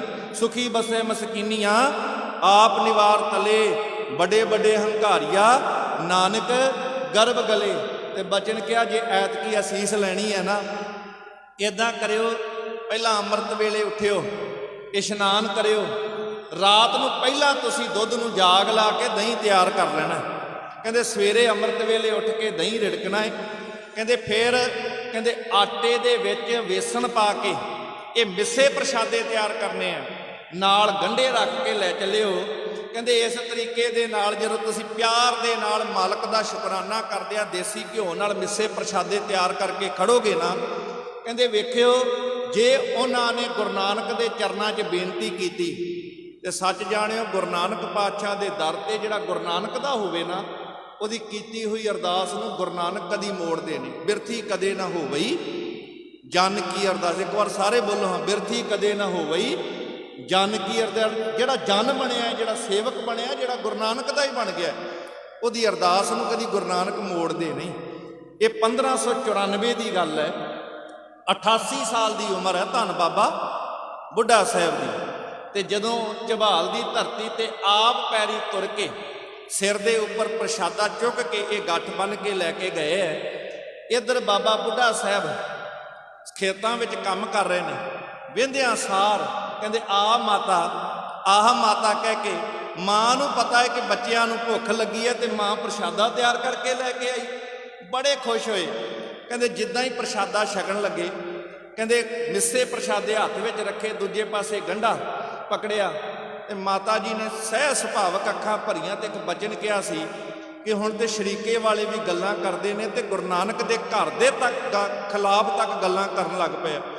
ਜਦੋਂ ਇੰਨੀ ਕੋਈ ਗੱਲ ਕਹੀ, ਸਹਿ ਸੁਭਾਵਕ ਬਾਬੇ ਬੁੱਢੇ ਨੇ ਇੱਕ ਬਚਨ ਕਿਹਾ, ਮਨ ਦੀ ਭਾਵਨਾ ਸਿੱਖ ਜਦੋਂ ਵੀ ਕਦੇ ਪ੍ਰਸ਼ਾਦਾ ਛਕਦਾ ਹੈ ਨਾ, ਸਿੱਖ ਦੀ ਚੜ੍ਹਦੀ ਕਲਾ ਵਾਸਤੇ ਅਰਦਾਸ ਕਰਦਾ। ਅੱਜ ਵੀ ਕਿਤੇ ਸਿੱਖ ਦੇ ਘਰ ਜਾਵੇ ਨਾ ਤੇ ਇਹ ਅਰਦਾਸ ਦੀ ਇੱਕ ਪਰੰਪਰਾ ਹੈ ਕਿ ਦਾਣਾ ਪਾਣੀ ਗੁਰੂ ਕਾ, ਟਹਿਲ ਪਾਣੀ ਸਿੱਖਾਂ ਸੇਵਕਾਂ ਦਾ ਲੇਖੇ ਵਿੱਚ ਲਾਉਣਾ। ਜਿਨ੍ਹਾਂ ਭਾਵਨਾਵਾਂ ਨੂੰ ਮੁੱਖ ਰੱਖਦਿਆਂ ਗੁਰਸਿੱਖ ਪਰਿਵਾਰ ਨੇ ਗੁਰਸਿੱਖ ਜਾਣ ਕੇ ਸੇਵਾ ਕੀਤੀ। ਸਤਿਗੁਰੂ ਸੋ ਭਾਵਨਾਵਾਂ ਗੁਰਮਤਿ ਅਨੁਸਾਰ ਸੰਪੂਰਨ ਕਰਨੀ। ਅੱਜ ਵੀ ਸਿੱਖ ਅਰਦਾਸ ਕਰਦਾ। ਤੇ ਧੰਨ ਬਾਬੇ ਬੁੱਢੇ ਨੇ ਗੁਰੂ ਨਾਨਕ ਦੇ ਚਰਨਾਂ ਵਿੱਚ ਅਰਦਾਸ ਕੀਤੀ।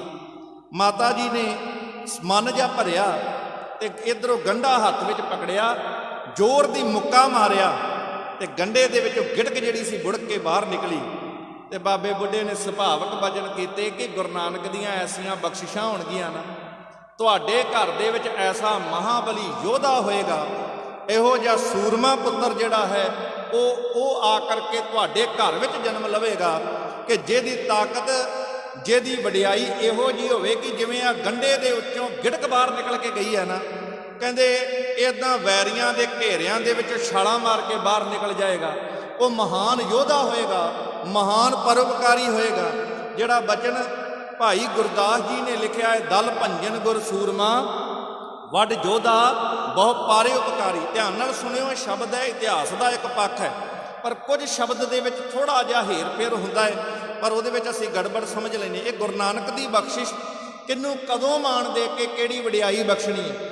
ਧੰਨ ਬਾਬਾ ਬੁੱਢਾ ਸਾਹਿਬ ਨੇ ਇਹ ਬਚਨ ਕੀਤੇ, ਆਕਾਸ਼ ਦੇ ਵਿੱਚ ਬਿਜਲੀ ਕੜਕਦੀ ਹੈ, ਇਹ ਬਖਸ਼ਿਸ਼ ਰਹਿਮਤ ਹੁੰਦੀ ਹੈ। ਇਸ ਦਿਨ ਮਾਤਾ ਜੀ ਘਰ ਵਿੱਚ ਆਉਂਦੇ ਹੈ।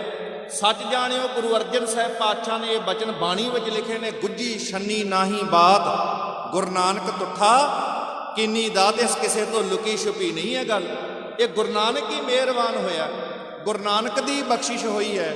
ਇਹ ਗੁਰੂ ਨਾਨਕ ਸਾਹਿਬ ਦੀ ਰਹਿਮਤ। ਤੇ ਫਿਰ ਸਤਿਗੁਰੂ ਗੁਰੂ ਅਰਜਨ ਸਾਹਿਬ ਮਹਾਰਾਜ, ਕਿਉਂਕਿ ਉਹਨਾਂ ਸਮਿਆਂ ਦੇ ਵਿੱਚ ਨਾ ਸਾਧ ਸੰਗਤ ਗੁਰਦੁਆਰਾ ਗੁਰੂ ਕੇ ਮਹਿਲ ਆਪ ਜੀ ਦਰਸ਼ਨ ਕਰਿਆ ਕਰਦੇ। ਜਦੋਂ ਅੰਮ੍ਰਿਤਸਰ ਸਾਹਿਬ ਜਾਂਦੇ ਹੋ ਨਾ, ਜਿੱਥੇ ਆਪ ਜੀ ਸੱਚਖੰਡ ਸ੍ਰੀ ਹਰਿਮੰਦਰ ਸਾਹਿਬ ਦਰਬਾਰ ਸਾਹਿਬ ਦੇ ਦੀਦਾਰ ਕਰਦੇ ਹੋ। ਆ ਬਦਕਿਸਮਤੀ ਹੈ ਕਿ ਕਈ ਵਾਰ ਅਸੀਂ ਜਾਣੇ ਅਣਜਾਣੇ 'ਚ, ਚਲੋ ਗੈਰ ਆਮ ਬੰਦਾ ਤੇ ਕਵੇ ਤੇ ਚਲੋ ਮਾਫੀ ਹੈ ਉਹਦੀ, ਪਰ ਅਸੀਂ ਵੀ ਜਾਣ ਬੁੱਝ ਕੇ, ਸਾਡੇ ਬੱਚੇ ਵੀ ਕਹਿਣ ਲੱਗ ਪਏ ਗੋਲਡਨ ਟੈਂਪਲ ਸਵਰਨ ਮੰਦਰ। ਨਾ ਉਹ ਸਵਰਨ ਮੰਦਰ ਹੈ, ਨਾ ਉਹ ਗੋਲਡਨ ਟੈਂਪਲ। ਧਿਆਨ ਨਾਲ ਸੁਣਿਓ, ਇਹ ਸ਼ੇਰੇ ਪੰਜਾਬ ਮਹਾਰਾਜਾ ਰਣਜੀਤ ਸਿੰਘ ਨੇ ਸੋਨਾ ਲਵਾਇਆ ਸੀ, ਤੇ ਉਹਨੇ ਜਦੋਂ ਸੋਨਾ ਲਵਾਇਆ, ਇਹ ਵੀ ਦੁਨੀਆ ਵਿੱਚ ਇੱਕੋ ਇੱਕ ਖਾਲਸੇ ਦਾ ਹੀ ਰਾਜ ਰਿਹਾ ਹੈ ਸਾਧ ਸੰਗਤ, ਜਿੱਥੇ ਕਿਸੇ ਧਾਰਮਿਕ ਅਸਥਾਨ ਨਾਲ ਨਾ ਤੇ ਵਿਤਕਰਾ ਹੋਇਆ, ਨਾ ਧਰਮ ਦੇ ਨਾਂ ਤੇ ਕਿਤੇ ਲੜਾਈ ਪਾਈ, ਨਾ ਕੋਈ ਧਾਰ। ਤੇ ਜੇ ਮੁਸਲਮਾਨ ਵੀਰਾਂ ਦੀ ਗੱਲ, ਮਹਿਰੀ ਮਸਜਿਦ ਲਾਹੌਰ ਵਿੱਚ ਵੀ ਸੋਨਾ ਲਾਇਆ ਜਾਂਦਾ। ਇਹ ਕੇਵਲ ਸ਼ੇਰੇ ਪੰਜਾਬ ਤੇ ਖਾਲਸਾ ਰਾਜ ਦੇ ਹਿੱਸੇ ਵਿੱਚ ਆਇਆ ਹੈ, ਜਿਹਨੇ ਹਰ ਧਰਮ ਦਾ ਸਤਿਕਾਰ ਕੀਤਾ। ਅੱਜ ਵੀ ਆਪਾਂ ਸਲੋਗਨ ਲੋਕਾਂ 'ਚ ਵੰਡਦੇ ਹਾਂ, ਹਰ ਧਰਮ ਦਾ ਕਰੋ ਸਤਿਕਾਰ, ਪਰ ਸਿੱਖ ਲਈ ਜ਼ਰੂਰੀ ਕੇਸ ਤੇ ਦਸਤਾਰ। ਸਿੱਖ ਕਦੀ ਕਿਸੇ ਧਰਮ ਦਾ ਨਰਾਦਰ ਨਹੀਂ ਜੇ ਕਰਦਾ। ਖੈਰ, ਗੁਰੂ ਨਾਨਕ ਦੇ ਚਰਨਾਂ 'ਚ ਬੈਠੇ ਹੋ ਇੱਥੇ, ਤੇ ਨੇਤੀ ਅਰਦਾਸ ਹੈ, ਨਾਨਕ ਨਾਮ ਚੜ੍ਹਦੀ ਕਲਾ, ਤੇਰੇ ਭਾਣੇ ਸਰਬੱਤ ਦਾ ਭਲਾ। ਗੁਰੂ ਪਾਤਸ਼ਾਹ ਨੇ ਜਿੱਥੇ ਸ੍ਰੀ ਹਰਿਮੰਦਰ ਸਾਹਿਬ ਦਰਬਾਰ ਸਾਹਿਬ ਦੀ ਉਸਾਰੀ ਕਰਾਈ, ਆਪਾਂ ਕਹਿੰਦੇ ਹਾਂ ਗੁਰੂ ਰਾਮਦਾਸ ਪਾਤਸ਼ਾਹ ਤੇਰਾ ਘਰ ਹੈ। ਸੱਚ ਹੈ, ਇਹ ਘਰ ਬਾਬੇ ਦਾ ਹੀ ਹੈ, ਪਰ ਜਿਹੜਾ ਗੁਰੂ ਰਾਮਦਾਸ ਪਾਤਸ਼ਾਹ ਨੇ ਆਪਣੀ ਰਿਹਾਇਸ਼ ਬਣਾਈ ਸੀ ਨਾ ਰਹਿਣ ਵਾਸਤੇ, ਅਸਲ ਵਿੱਚ ਇਹ ਰਿਹਾਇਸ਼ ਹੈ ਗੁਰਦੁਆਰਾ। ਹੁਣ ਆਪਾਂ ਗੁਰਦੁਆਰਾ ਕਹਿੰਦੇ, ਉਹਨੂੰ ਕਿਹਾ ਜਾਂਦਾ ਸੀ ਗੁਰੂ ਕੇ ਮਹਿਲ। ਉਹ ਗੁਰਦੁਆਰਾ ਸਾਹਿਬ ਸ੍ਰੀ ਅਕਾਲ ਤਖਤ ਸਾਹਿਬ ਤੋਂ ਕੇਵਲ 5 ਮਿੰਟ ਦਾ ਪੈਦਲ ਰਸਤਾ ਹੈ, ਗੁਰੂ ਕੇ ਬਾਜ਼ਾਰ ਵਿੱਚੋਂ ਹੋ ਕਰਕੇ। ਉਹ ਗੁਰਦੁਆਰਾ ਗੁਰੂ ਕੇ ਮਹਿਲ, ਜਿੱਥੇ ਚੌਥੇ ਪਾਤਸ਼ਾਹ ਨੇ ਰਹਿਣ ਵਾਸਤੇ ਰਿਹਾਇਸ਼ ਬਣਾਈ। ਇੱਥੇ ਪੰਜਵੇਂ ਪਾਤਸ਼ਾਹ ਮਹਾਰਾਜ ਜਦੋਂ ਹੁਣ ਇੱਥੇ ਰਹਿ ਰਹੇ ਨੇ, ਬਾਬਾ ਪ੍ਰਿਥੀ ਚੰਦ ਜੀ ਵੀ ਉੱਥੇ ਰਿਹਾ ਕਰਦੇ ਸੀ। ਹੁਣ ਇਸ ਥਾਂ ਤੇ ਕੇਵਲ ਅੰਮ੍ਰਿਤਸਰ ਦੀ ਧਰਤੀ ਤੇ ਇੱਕੋ ਪਾਤਸ਼ਾਹ ਦਾ ਪ੍ਰਕਾਸ਼ ਹੋਇਆ ਹੈ, ਉਹ 9ਵੇਂ ਪਾਤਸ਼ਾਹ ਧੰਨ ਸ੍ਰੀ ਗੁਰੂ ਤੇਗ ਬਹਾਦਰ ਸਾਹਿਬ ਮਹਾਰਾਜ। ਉਹ ਵੀ ਗੁਰਦੁਆਰਾ ਗੁਰੂ ਕੇ ਮਹਿਲ, ਪਰ 6ਵੇਂ ਪਾਤਸ਼ਾਹ ਦਾ ਅੰਮ੍ਰਿਤਸਰ ਦੇ ਵਿੱਚ ਨਹੀਂ ਹੈ। ਜ਼ਿਲ੍ਹਾ ਅੰਮ੍ਰਿਤਸਰ ਹੀ ਹੈ, ਪਰ ਅੰਮ੍ਰਿਤਸਰ ਦੇ ਨੇੜੇ। ਕਿਉਂ? ਕਿਉਂਕਿ ਗੁਰੂ ਕੇ ਮਹਿਲ ਦੇ ਲਾਗੇ ਬਾਬਾ ਪ੍ਰਿਥੀ ਚੰਦ ਵੀ ਰਹਿ ਰਹੇ ਨੇ। ਹੁਣ ਪ੍ਰਿਥੀ ਚੰਦ ਜੀ ਵੱਲੋਂ ਸੁਲਭੀ ਖਾਨ ਵਰਗਿਆਂ ਨੂੰ ਚੜ੍ਹਾ ਕੇ ਲੈ ਆਇਆ ਜਾਂਦਾ ਹੈ। ਇਸ ਤੋਂ ਪਹਿਲਾਂ ਬੀਰਬਲ ਵਰਗੇ ਵੀ ਕਦੀ ਧਮਕੀਆਂ 1586-87 'ਚ ਦੇ ਗਏ ਸੀ। ਉਹ ਵੱਖਰੀ ਗੱਲ ਹੈ ਕਿ ਜਿਹਨੇ ਗੁਰੂ ਦੇ ਘਰ ਵੱਲ ਕਹਿਰੀ ਅੱਖ ਨਾਲ ਵੇਖਿਆ ਹੈ, ਉਹਦਾ ਰਿਹਾ ਕੱਖ ਨਹੀਂ। ਧਮਕੀ ਦੇ ਕੇ ਗਿਆ ਤੇ ਅੰਮ੍ਰਿਤਸਰ ਨੂੰ ਉਜਾੜਨ ਦੀ ਤਿਆਰੀ ਵਾਸਤੇ ਬੀਰਬਲ ਆਇਆ ਸੀ, ਜਿਹਦਾ ਨਾਂ ਸੀ ਮਹੇਸ਼ ਦਾਸ ਬ੍ਰਾਹਮਣ। ਪਰ ਜਦੋਂ ਗੁਰੂ ਸਾਹਿਬ ਨੂੰ ਕਹਿੰਦਾ ਨਾ 5000 ਰੁਪਈਆ ਮੈਨੂੰ ਜਮ੍ਹਾਂ ਕਰਾਓ, ਨਾਲੇ ਮੇਰੀ ਫੌਜ ਵਾਸਤੇ ਲੰਗਰ ਭੇਜੋ, 5000 ਹੀ ਦਾ ਖਿਤਾਬ ਮਿਲਿਆ ਸੀ ਅਕਬਰ ਵੱਲੋਂ। ਪਰ ਜਦੋਂ ਸਤਿਗੁਰੂ ਕਹਿੰਦੇ ਇਹ ਲੰਗਰ ਤੇਰੀ ਫੌਜ ਵਾਸਤੇ ਨਹੀਂ, ਜੇ ਛਕਣਾ ਹੈ ਤੇ ਪ੍ਰਸ਼ਾਦਾ ਪੰਗਤ ਵਿੱਚ ਬਹਿ ਕੇ ਜਿਵੇਂ ਅਕਬਰ ਨੇ ਛਕਿਆ ਸੀ ਤੂੰ ਵੀ ਛਕ ਜਾ।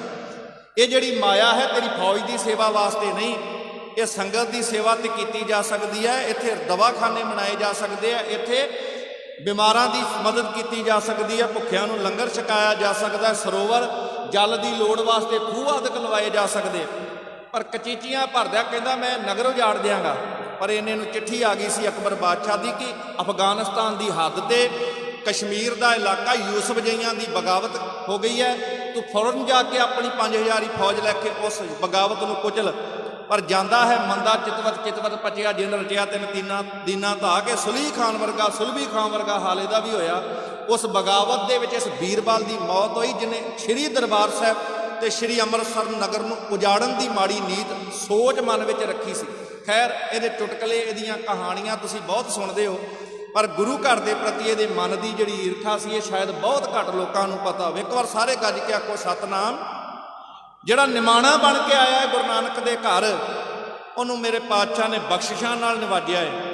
ਤੇ ਜਿਹਨੇ ਕਹਿਰੀ ਅੱਖ ਨਾਲ ਅੱਜ ਤੱਕ ਇਸ ਦਰਬਾਰ ਸਾਹਿਬ ਵੱਲ, ਗੁਰੂ ਕੇ ਘਰ ਵੱਲ ਵੇਖਿਆ ਹੈ ਨਾ, ਫਿਰ ਉਹਦਾ ਦੁਨੀਆ ਦੇ ਵਿੱਚ ਨਾਮੋ ਨਿਸ਼ਾਨ ਤੱਕ ਨਹੀਂ ਰਿਹਾ। ਖੈਰ, ਇਹ ਵੀ ਇੱਕ ਇਤਿਹਾਸਕ ਪੱਖ ਨੂੰ ਚੇਤੇ ਰੱਖਣ ਦਾ ਯਤਨ ਜ਼ਰੂਰ ਕਰਨਾ। ਗੁਰੂ ਕੇ ਮਹਿਲ ਵਾਲੇ ਸਥਾਨ ਤੋਂ ਧੰਨ ਗੁਰੂ ਅਰਜਨ ਸਾਹਿਬ ਪਾਤਸ਼ਾਹ ਪ੍ਰਿਥੀ ਚੰਦ ਦੀਆਂ ਸਾਜ਼ਿਸ਼ਾਂ ਕਰਕੇ ਕਿਹੜੀ ਥਾਂ ਤੇ ਪਹੁੰਚ ਗਏ? ਅੰਮ੍ਰਿਤਸਰ ਦੇ ਬਿਲਕੁਲ ਨੇੜੇ ਇੱਕ ਨਗਰ ਹੈ ਵਡਾਲੀ, ਜਿੱਥੋਂ ਦੇ ਆਮ ਤੌਰ ਤੇ ਤੁਸੀਂ ਵਡਾਲੀ ਸ਼ਬਦ ਅੰਮ੍ਰਿਤਸਰ ਦਾ ਜਾਣਦੇ ਹੋ। ਇਸ ਥਾਂ ਤੇ ਅੱਜ ਦੇ ਦਿਹਾੜੇ ਸਨ 1595 ਵਿੱਚ ਮੀਰੀ ਪੀਰੀ ਦੇ ਮਾਲਕ ਦਲ ਭੰਜਨ ਗੁਰ ਸੂਰਮਾ ਵੱਡ ਯੋਧਾ ਬਹੁ ਪਰਉਪਕਾਰੀ ਧੰਨ ਸ੍ਰੀ ਗੁਰੂ ਹਰਗੋਬਿੰਦ ਸਾਹਿਬ ਮਹਾਰਾਜ ਦਾ ਪਾਵਨ ਪ੍ਰਕਾਸ਼ ਹੁੰਦਾ ਹੈ। ਤੇ ਇਸ ਜਗ੍ਹਾ ਨੂੰ ਦੁਨੀਆ ਅੱਜ ਜਾਣਦੀ ਹੈ ਗੁਰੂ ਕੀ ਵਡਾਲੀ, ਉਸ ਪਿੰਡ ਨੂੰ ਅੱਜ ਜਾਣਦੀ ਹੈ ਗੁਰੂ ਕੀ ਵਡਾਲੀ, ਜਿੱਥੇ ਸਤਿਗੁਰਾਂ ਨੇ ਇਸ ਇਲਾਕੇ ਵਿੱਚ ਖੂਹ ਨਾਲੇ ਬਿਲਕੁਲ ਨੇੜੇ ਇੱਕ 6 ਹਲਟਾਂ ਵਾਲਾ ਖੂਹ ਲਵਾਇਆ ਸੀ।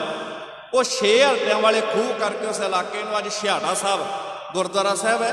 ਤੇ 6 ਹਲਟਾਂ ਕਰਕੇ ਜਾਣ ਕਿਤੇ 2 ਹਲਟੇ ਕਿਤੇ 3 ਹਲਟੇ ਇਲਾਕੇ ਵਿੱਚ ਪਾਣੀ ਦੀ ਲੋੜ ਨੂੰ ਮੁੱਖ ਰੱਖ ਕੇ ਸਤਿਗੁਰਾਂ ਨੇ ਖੂਹ ਲਵਾਏ। ਘਰ ਵਿੱਚ ਪੁੱਤਰ ਦਾ ਆਗਮਨ ਹੁੰਦਾ ਹੈ ਤੇ ਸਤਿਗੁਰੂ ਇਲਾਕੇ ਦੇ ਲੋਕਾਂ ਦੇ ਭਲੇ ਵਾਸਤੇ ਖੂਹ ਲਵਾਉਂਦੇ ਨੇ। ਇਹ ਧੰਨ ਗੁਰੂ ਹਰਗੋਬਿੰਦ ਸਾਹਿਬ ਮਹਾਰਾਜ ਜੀ ਦੇ ਆਗਮਨ ਵੇਲੇ ਖੂਹ ਵੀ ਲਵਾਏ ਗਏ। ਇਹ ਸੰਗਤਾਂ ਦੇ ਵਿੱਚ ਪਰਉਪਕਾਰ ਦੀ ਇੱਕ ਭਾਵਨਾ ਗੁਰੂ ਅਰਜਨ ਸਾਹਿਬ ਮਹਾਰਾਜ ਜੀ ਦੀ। ਹੁਣ ਇੱਧਰ ਘਰ ਦੇ ਵਿੱਚ ਜਿੱਥੇ ਸੰਗਤਾਂ ਖੁਸ਼ੀਆਂ ਮਨਾਉਂਦੀਆਂ ਨੇ, ਪ੍ਰਿਥੀ ਚੰਦ ਵੱਲੋਂ ਈਰਖਾ ਕੀਤੀ, ਦਾਈ ਫੱਤੋਂ ਨੂੰ ਛਾਤੀ ਤੇ ਜ਼ਹਿਰ ਲਾ ਕੇ ਦੁੱਧ ਪਿਲਾਉਣ ਨੂੰ ਭੇਜਿਆ, ਪਰ ਉਹ ਜ਼ਹਿਰ ਉਹਦੇ ਆਪਣੇ ਜਿਸਮ ਤੇ ਅਸਰ ਪਾਉਂਦਾ ਹੈ, ਤੜਫਦਿਆਂ ਮੌਤ ਹੁੰਦੀ ਹੈ ਤੇ ਆਪਣੀ ਕਰਤੂਤ ਦੱਸਦੀ ਹੈ ਕਿ ਮੈਂ ਪ੍ਰਿਥੀ ਚੰਦ ਦੇ ਕਹਿਣ ਤੇ ਕਾਰਾ ਵਰਤਾਇਆ। ਇੱਕ ਸਪੇਰੇ ਨੂੰ ਸੱਪ ਦੇ ਕੇ ਭੇਜਿਆ ਜਾਂਦਾ ਹੈ, ਪਰ ਉਹ ਸੱਪ ਵੀ ਜਿਹੜਾ ਸੀ ਬਾਲ ਉਮਰ ਦੇ ਵਿੱਚ ਹੱਥ ਨਾਲ ਪਕੜ ਕਰਕੇ ਉਹਦੀ ਸਿਰੀ ਫੇਰ ਦਿੱਤੀ ਸੀ, ਜਿਹਨੂੰ ਕਿਹਾ ਜਾਂਦਾ ਦਲ ਭੰਜਨ, ਜਿਸ ਪਾਤਸ਼ਾਹ ਨੂੰ ਕਿਹਾ ਜਾਂਦਾ ਦਲ ਭੰਜਨ ਗੁਰ ਸੂਰਮਾ ਵੱਡ ਯੋਧਾ ਬਹੁ ਪਰਉਪਕਾਰੀ। ਫਿਰ ਇੱਕ ਖਡਾਵੇ ਰਾਹੀਂ ਇੱਕ ਬ੍ਰਾਹਮਣ ਰਸੋਈਆ ਜਿਹਦਾ ਜ਼ਿਕਰ ਬਾਣੀ 'ਚ ਵੀ ਕੀਤਾ ਹੈ, ਉਹ ਦਹੀਂ ਜ਼ਹਿਰ ਪਾ ਕੇ ਖਿਲਾਉਣਾ ਚਾਹੁੰਦਾ ਹੈ, ਪਰ ਸਾਹਿਬ ਕਹਿੰਦੇ ਲੇਪ ਨਾ ਲਾਗੋ ਤਿਲਕਾ ਮੂਲ ਦੁਸ਼ਟ ਬ੍ਰਾਹਮਣ ਮੂਆ ਹੋਏ ਕੈ ਸੂਲ ਸੂਲ ਪੈ ਕੇ ਮਰਿਆ। ਕਹਿਣ ਦਾ ਭਾਵ ਵਾਰ ਬੜੇ ਹੋਏ, ਪਰ ਬਾਣੀ ਕਹਿੰਦੀ ਹੈ ਜਿਸ ਦਾ ਸਾਹਿਬ ਡਾਢਾ ਹੋਏ ਤਿਸ ਨੂੰ ਮਾਰ ਨਾ ਸਾਕੇ ਕੋਈ। ਇਸੇ ਬਚਪਨ ਦੀ ਉਮਰ ਦੇ ਵਿੱਚ ਇੱਕ ਹੋਰ ਵਾਰ ਹੋਇਆ, ਉਹ ਇੱਕ ਬਿਮਾਰੀ, ਜਿਵੇਂ ਅੱਜ ਕਰੋਨਾ ਕਾਲ ਚੱਲਦਾ ਨਾ ਸਾਧ ਸੰਗਤ, ਤੇ ਅੱਜ ਕਰੋਨਾ ਦੇ ਨਾਂ ਤੇ ਕਈ ਲੋਕਾਂ ਨੇ ਇਸ ਬਿਮਾਰੀ ਤੋਂ ਇੰਨਾ ਕੁ ਅੰਦਰ ਅੰਧ ਵਿਸ਼ਵਾਸ ਆ ਗਿਆ। ਕੋਈ ਕਹਿੰਦੇ ਜੀ ਇਹ ਕਰੋਨਾ ਦੇਵੀ ਹੈ, ਇਹਦੀ ਆਰਤੀ ਕਰਿਆ ਭਾਜੇਗੀ, ਟੱਲੀਆਂ ਖੜਕਾਇਆ ਭਾਜੇਗੀ।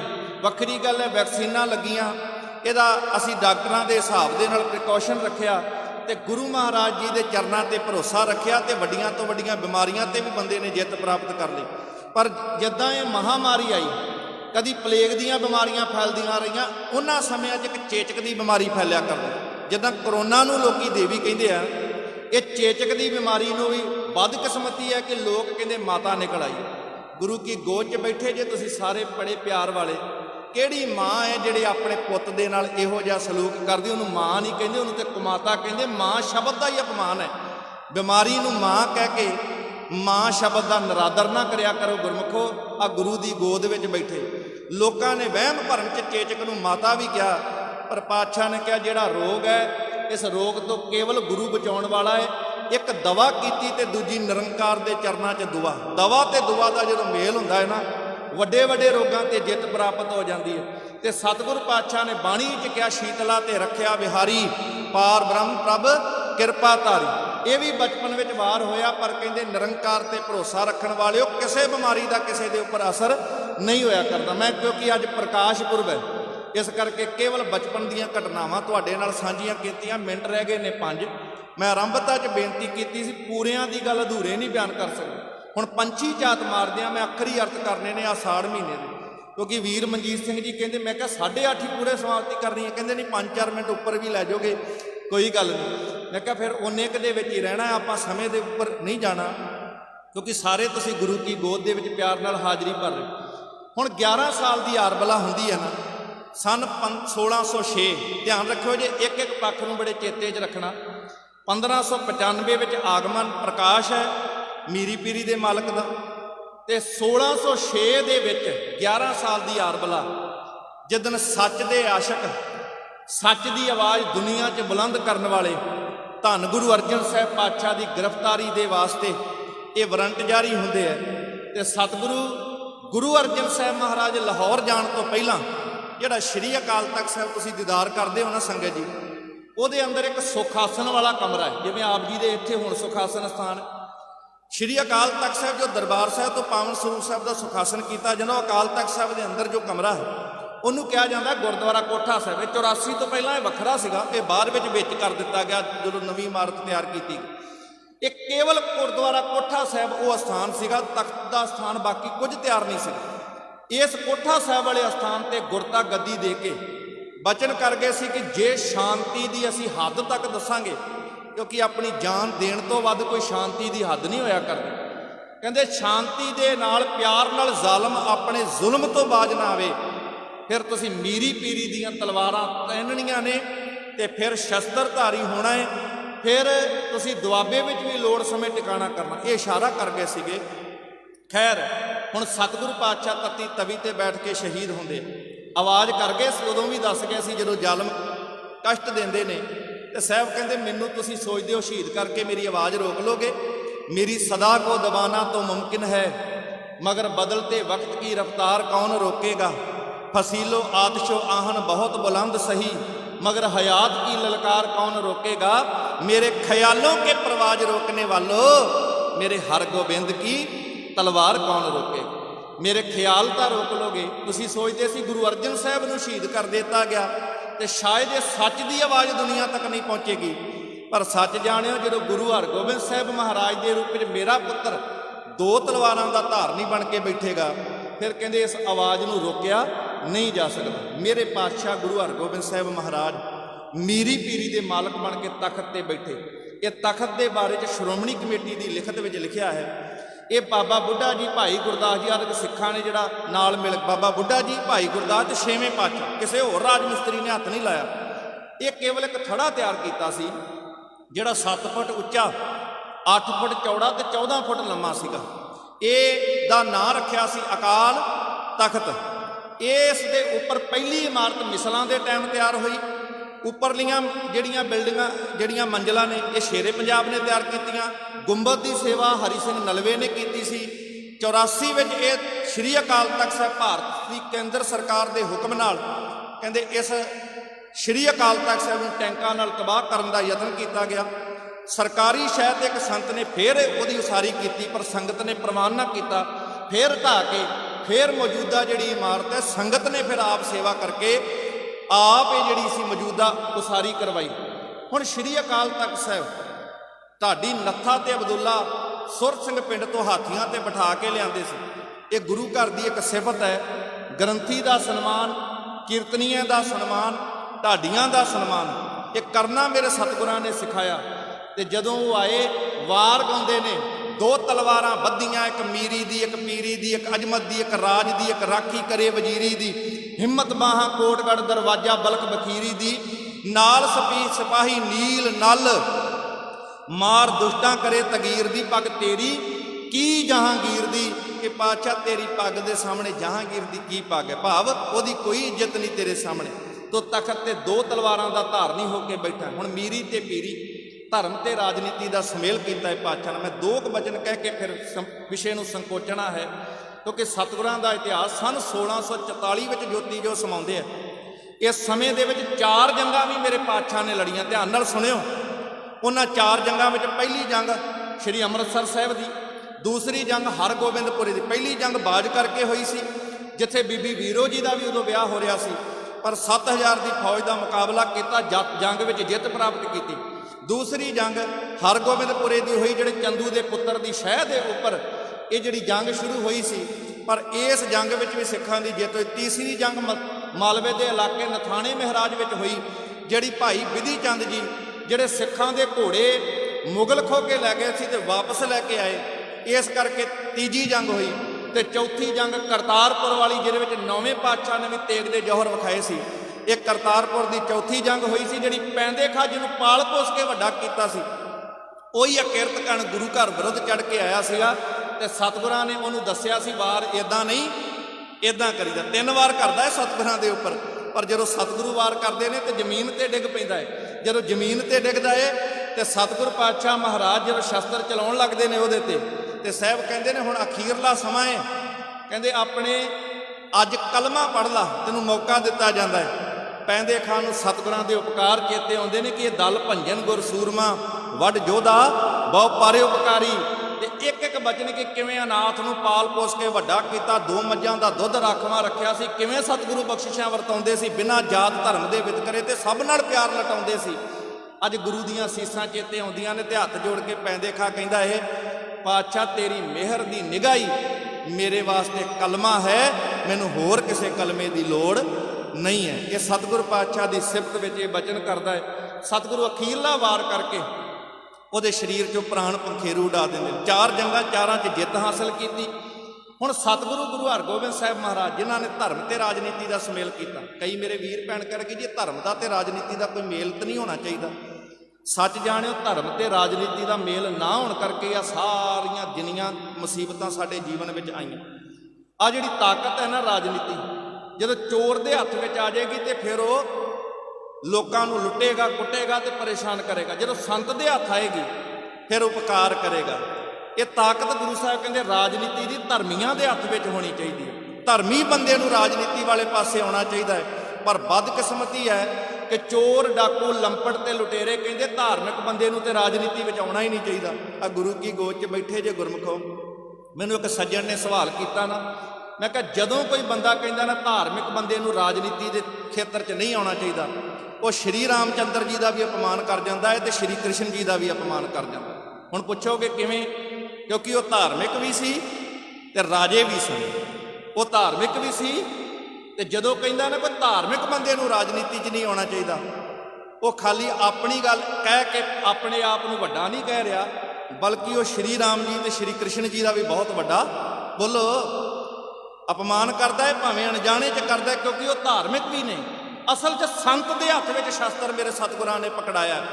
5 ਪਾਤਸ਼ਾਹੀਆਂ ਨੇ ਬਾਣੀ ਰਾਹੀਂ ਪਹਿਲਾਂ ਸੰਤ ਨੂੰ ਤਿਆਰ ਕੀਤਾ ਤੇ 6ਵੇਂ ਜਾਮੇ ਨੇ ਸ਼ਸਤਰ ਪਕੜਾਇਆ। ਕਹਿੰਦੇ ਫੇਰ ਜਦੋਂ ਸ਼ਸਤਰ ਪਕੜੇਗਾ ਫਿਰ ਜ਼ੁਲਮ ਨਹੀਂ ਹੋਏਗਾ, ਫਿਰ ਤਲਵਾਰ ਵੀ ਕਿਰਪਾਨ ਬਣ ਕੇ ਚੱਲੇਗੀ। ਇਹ ਸਤਿਗੁਰੂ 6ਵੇਂ ਪਾਤਸ਼ਾਹ ਜਿਨ੍ਹਾਂ ਦਾ ਪ੍ਰਕਾਸ਼ ਪੁਰਬ ਮਨਾ ਰਹੇ ਹਾਂ। ਮੈਂ ਅਖਰੀ ਅਰਥ ਕਰਦਿਆਂ ਨਾਲ ਹੀ ਸਮਾਪਤੀ ਕਰਨੀ ਹੈ।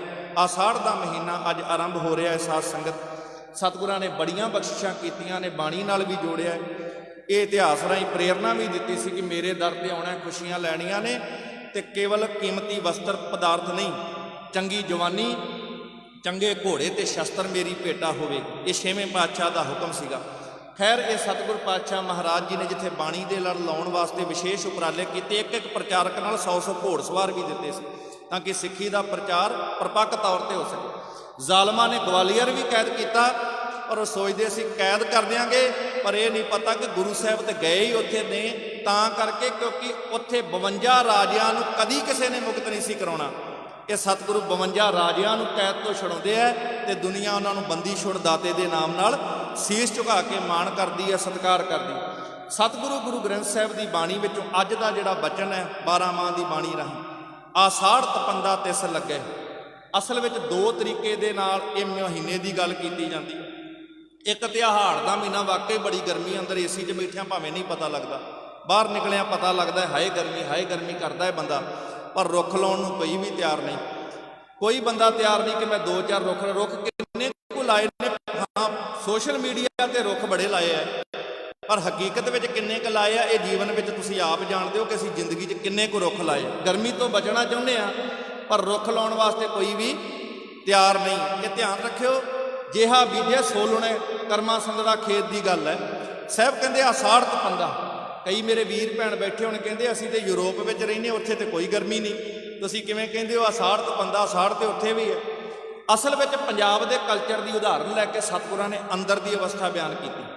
ਜਿਵੇਂ ਇੱਥੇ ਪੰਜਾਬ ਦੇ ਕਲਚਰ ਦੇ ਵਿੱਚ ਆ ਯੂਪੀ ਆ ਭਾਰਤ ਦੇ ਕਲਚਰ ਦੇ ਵਿੱਚ ਇਹ ਮਹੀਨਿਆਂ ਦੀ ਸਿਲਸਿਲਾ ਚੱਲਦਾ। ਜਿਵੇਂ ਜਿਵੇਂ ਧਰਤੀ ਸੂਰਜ ਦੇ ਲਾਗੇ ਜਾਂਦੀ, ਧਰਤੀ ਤੇ ਗਰਮੀ ਰੁੱਤ ਆਉਂਦੀ ਹੈ, ਧਰਤੀ ਸੂਰਜ ਤੋਂ ਦੂਰ ਚਲੇ ਜਾਏ ਤੇ ਧਰਤੀ ਤੇ ਸਾਧ ਸੰਗਤ ਸਰਦੀ ਦੀ ਰੁੱਤ ਆਉਂਦੀ। ਬੜੇ ਧਿਆਨ ਨਾਲ ਸੁਣਿਓ, ਧਰਤੀ ਸੂਰਜ ਦੇ ਨੇੜੇ ਜਾਵੇ ਧਰਤੀ ਤੇ ਗਰਮੀ ਦੀ ਰੁੱਤ ਆਉਂਦੀ ਹੈ, ਧਰਤੀ ਸੂਰਜ ਤੋਂ ਦੂਰ ਚਲੇ ਜਾਏ ਤੇ ਠੰਡੇ ਮਹੀਨੇ ਆਉਣ ਲੱਗ ਪੈਂਦੇ। ਇਦਾਂ ਹੀ ਸਾਡਾ ਮਨ ਰੱਬ ਦੇ ਨੇੜੇ ਹੋ ਜਾਏ, ਅੰਦਰ ਨਿਮਰਤਾ ਆ ਜਾਊਗੀ, ਸਹਿਨਸ਼ੀਲਤਾ, ਧੀਰਜ, ਸੰਤੋਖ ਅੰਦਰ ਬੜਾ ਟਿਕਾ ਆਏਗਾ। ਧਿਆਨ ਨਾਲ ਸੁਣਿਓ।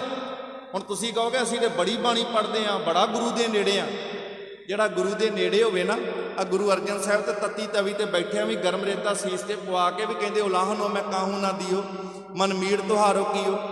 ਤੇ ਤੁਸੀਂ ਜਿੰਨੇ ਕਿ ਆਪਾਂ ਗੁਰੂ ਕੀ ਗੋਦ 'ਚ ਬੈਠੇ ਆ, ਜੇ ਪਤਾ ਹੈ ਨਾ ਵਾਕਈ ਗੁਰੂ ਦੇ ਨੇੜੇ ਆ, ਅੰਦਰ ਇੰਨੀ ਕੁ ਠੰਡ ਵਰਤੇਗੀ ਨਾ, ਅੰਦਰ ਠੰਡ ਇਹੋ ਜਿਹੀ ਵਰਤਦੀ ਹੈ, ਜੇ ਕੋਈ ਗੱਲ ਵੀ ਕਹਿ ਦੇ ਨਾ ਤੇ ਛੇਤੀ ਕਿਤਿਆਂ ਹਰਜਨ ਰਾਮ ਨਾਮ ਗੁਣ ਗਾਵੇ, ਜੇ ਕੋਈ ਨਿੰਦ ਕਰੇ ਹਰਜਨ ਕੀ ਆਪਣਾ ਗੁਣ ਨਾ ਗਵਾਵੇ। ਅੰਦਰ ਦਾ ਸਹਿਜ ਨਹੀਂ ਜੇ ਕਦੀ ਜਾਂਦਾ, ਸਹਿਨਸ਼ੀਲਤਾ ਧੀਰਜ ਕਦੀ ਉਹ ਗਵਾਉਂਦਾ ਨਹੀਂ ਹੈ।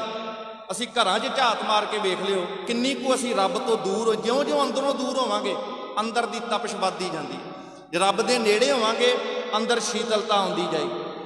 ਘਰ ਦੇ ਵਿੱਚ ਪਰਖਣਾ ਹੈ, ਪਿਓ ਦੀ ਗੱਲ ਪੁੱਤ ਕੋ ਬਰਦਾਸ਼ਤ ਨਹੀਂ, ਪੁੱਤ ਦੀ ਗੱਲ ਪਿਓ ਕੋ ਬਰਦਾਸ਼ਤ ਨਹੀਂ, ਭਰਾ ਦੀ ਗੱਲ ਭਰਾ ਕੋ ਬਰਦਾਸ਼ਤ ਨਹੀਂ, ਭੈਣ ਦੀ ਗੱਲ ਭਰਾ ਕੋ ਬਰਦਾਸ਼ਤ ਨਹੀਂ, ਪਤੀ ਦੀ ਗੱਲ ਪਤਨੀ ਕੋ ਬਰਦਾਸ਼ਤ ਨਹੀਂ, ਪਤਨੀ ਦੀ ਗੱਲ ਪਤੀ ਕੋ ਬਰਦਾਸ਼ਤ ਨਹੀਂ, ਨੂੰਹ ਦੀ ਗੱਲ ਸੱਸ ਨੂੰ ਬਰਦਾਸ਼ਤ ਨਹੀਂ, ਤੇ ਸੱਸ ਦੀ ਗੱਲ ਬੋਲੋ ਨੂੰਹ ਨੂੰ ਬਰਦਾਸ਼ਤ ਨਹੀਂ। ਇੱਕ ਦੂਜੇ ਦੀ ਇੱਕ ਗੱਲ ਤੱਕ ਤੇ ਅਸੀਂ ਬਰਦਾਸ਼ਤ ਨਹੀਂ ਕਰਦੇ। ਉੱਦਾਂ ਕਹਾਂਗੇ ਜੀ ਹਾੜ ਦਾ ਮਹੀਨਾ ਆਹ ਨਿਕਲ ਜਾਏਗਾ ਹੋਰ 15-20 29 ਦਿਨਾਂ ਬਾਅਦ, ਪਰ ਜਿਹੜਾ ਅੰਦਰ ਦਾ ਹਾੜ ਹੈ ਨਾ, ਸਾਰੀ ਜ਼ਿੰਦਗੀ ਉਹ ਹਾੜ ਬਣਿਆ ਰਹਿੰਦਾ। ਗਾਂ ਠੰਡ ਵੀ ਆ ਗਈ ਨਾ, ਅੰਦਰ ਦਾ ਹਾੜ ਨਹੀਂ ਜੇ ਬਦਲਣਾ, ਕਿਉਂਕਿ ਨਿੱਕੀ ਨਿੱਕੀ ਗੱਲ ਤੇ ਅਸੀਂ ਲੜ ਪੈਂਦੇ ਹਾਂ। ਮਾੜੀ ਜੀ ਗੱਲ ਸਾਡੇ ਕੋਲ ਅੰਦਰ ਬਰਦਾਸ਼ਤ ਕਰਨ ਦੀ ਹਿੰਮਤ ਨਹੀਂ। ਇਹ ਜਿਹੜੇ 5 ਪਿਆਲਿਆਂ ਦੀ ਗੱਲ ਆਉਂਦੀ ਹੈ ਨਾ, ਉਹਦਾ ਜ਼ਿਕਰ ਹੈ ਸਤ, ਸੰਤੋਖ, ਦਇਆ, ਧਰਮ ਤੇ ਧੀਰਜ। ਜਿਹਦੇ ਅੰਦਰ ਆਹ 5 ਪਿਆਲੇ ਨੇ ਗੁਰੂ ਨੇ ਪਿਲਾਏ ਨੇ, ਧੀਰਜ ਤੇ ਹੈ ਹੀ ਨਹੀਂ, ਸਹਿਨਸ਼ੀਲਤਾ ਹੈ ਹੀ ਨਹੀਂ ਸਾਡੇ ਅੰਦਰ। ਗੱਲ ਨਿੱਕੀ ਜੀ ਵੀ ਬਰਦਾਸ਼ਤ ਨਹੀਂ, ਨਿੱਕੀ ਨਿੱਕੀ ਗੱਲ ਤੇ ਗਲ ਪੈਂਦੇ ਆ, ਲੜਦੇ ਆ।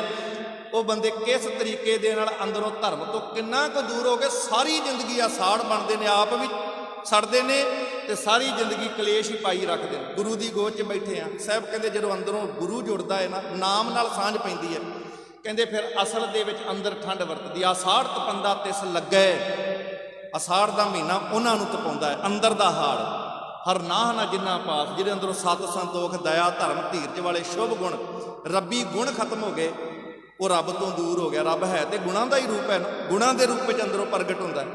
ਆਸਾੜ ਤਪੰਦਾ ਤਿਸ ਲੱਗੇ, ਹਰ ਨਾਹ ਨਾ ਜਿੰਨਾ ਪਾਸ, ਜਗਜੀਵਨ ਪੁਰਖ ਤਿਆਗ ਕੇ, ਜਗਤ ਨੂੰ ਜੀਵਨ ਦੇਣ ਵਾਲਾ ਪ੍ਰਮਾਤਮਾ ਭੁੱਲ ਕੇ ਮਾਨਸ ਸੰਧਿਆਦ ਬੰਦਿਆਂ ਦੇ ਅੱਗੇ ਝੋਲੀਆਂ ਅੜਦਾ ਫਿਰਦਾ ਹੈ, ਲੋਕਾਂ ਦੀ ਖੁਸ਼ਾਮਦ ਕਰਦਾ ਫਿਰਦਾ ਹੈ।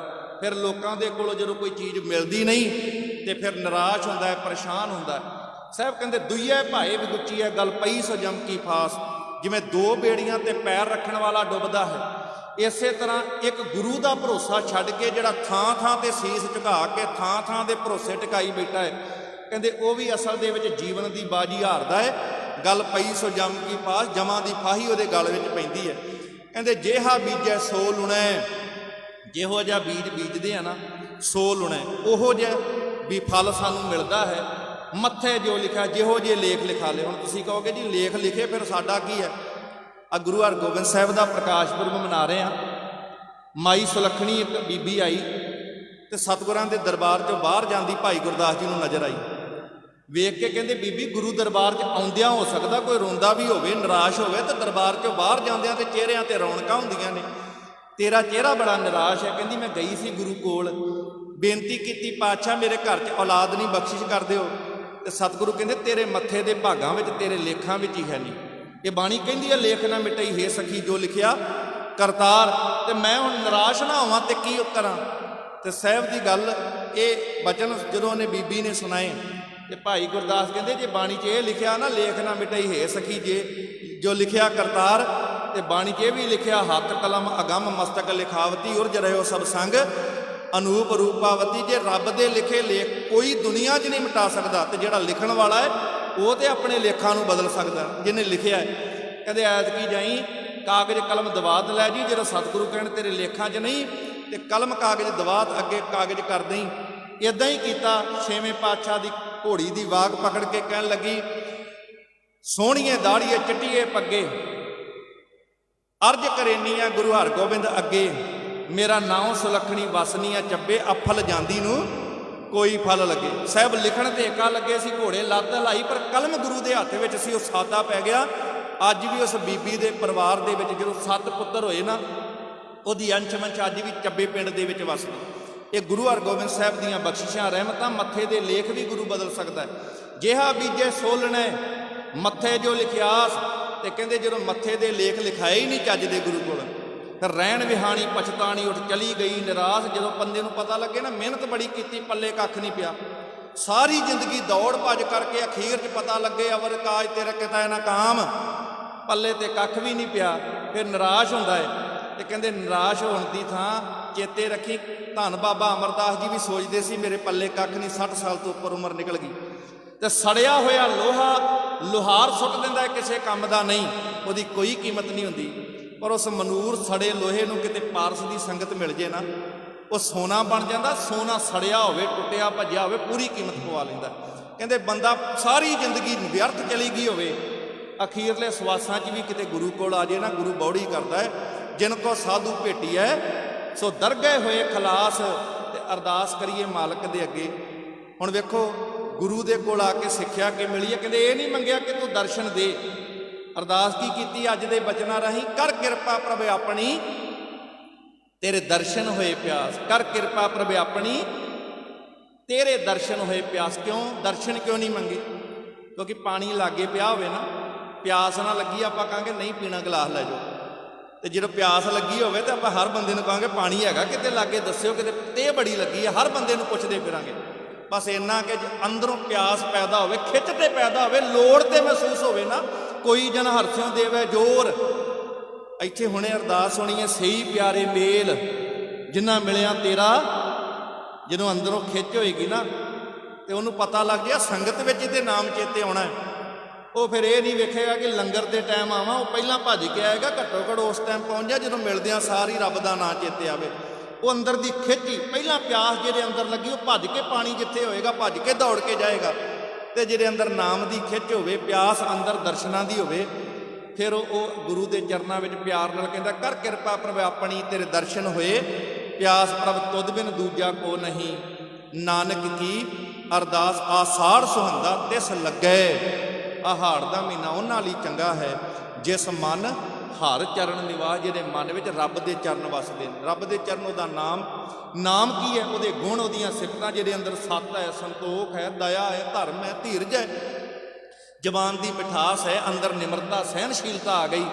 ਸੱਚ ਜਾਣੇ ਉਹਦਾ ਹਿਰਦਾ ਇੰਨਾ ਕੁ ਠੰਡਾ ਹੈ, ਉਹ ਘਰ ਸੁਖ ਵਸਿਆ ਬਾਹਰ ਸੁਖ ਪਾਇਆ, ਕਹੋ ਨਾਨਕ ਗੁਰਮੰਤਰ ਦੜਾਇਆ। ਉਹ ਸਦਾ ਹੀ ਆਨੰਦਮਈ ਬਣ ਕੇ ਉਹਦਾ ਜੀਵਨ ਇਹ ਆਸਾੜ ਸੁਹੰਦਾ ਤਿਸ ਲੱਗੇ ਜਿਸ ਮਨ ਹਰ ਚਰਨ ਨਿਵਾਸ। ਸਤਿਗੁਰੂ ਕਿਰਪਾ ਕਰਨ। ਸਮਾਂ ਮੈਂ ਭਾਵੇਂ ਵਾਹਵਾ ਲੈ ਚੁੱਕਿਆ ਵੀ ਲੈ ਜਾਓਗੇ, ਕੋਈ ਗੱਲ ਨਹੀਂ, ਇਸ ਕਰਕੇ ਮੈਂ ਇਹਨਾਂ ਦਾ ਮਾਣ ਕਰ ਲੈਣਾ।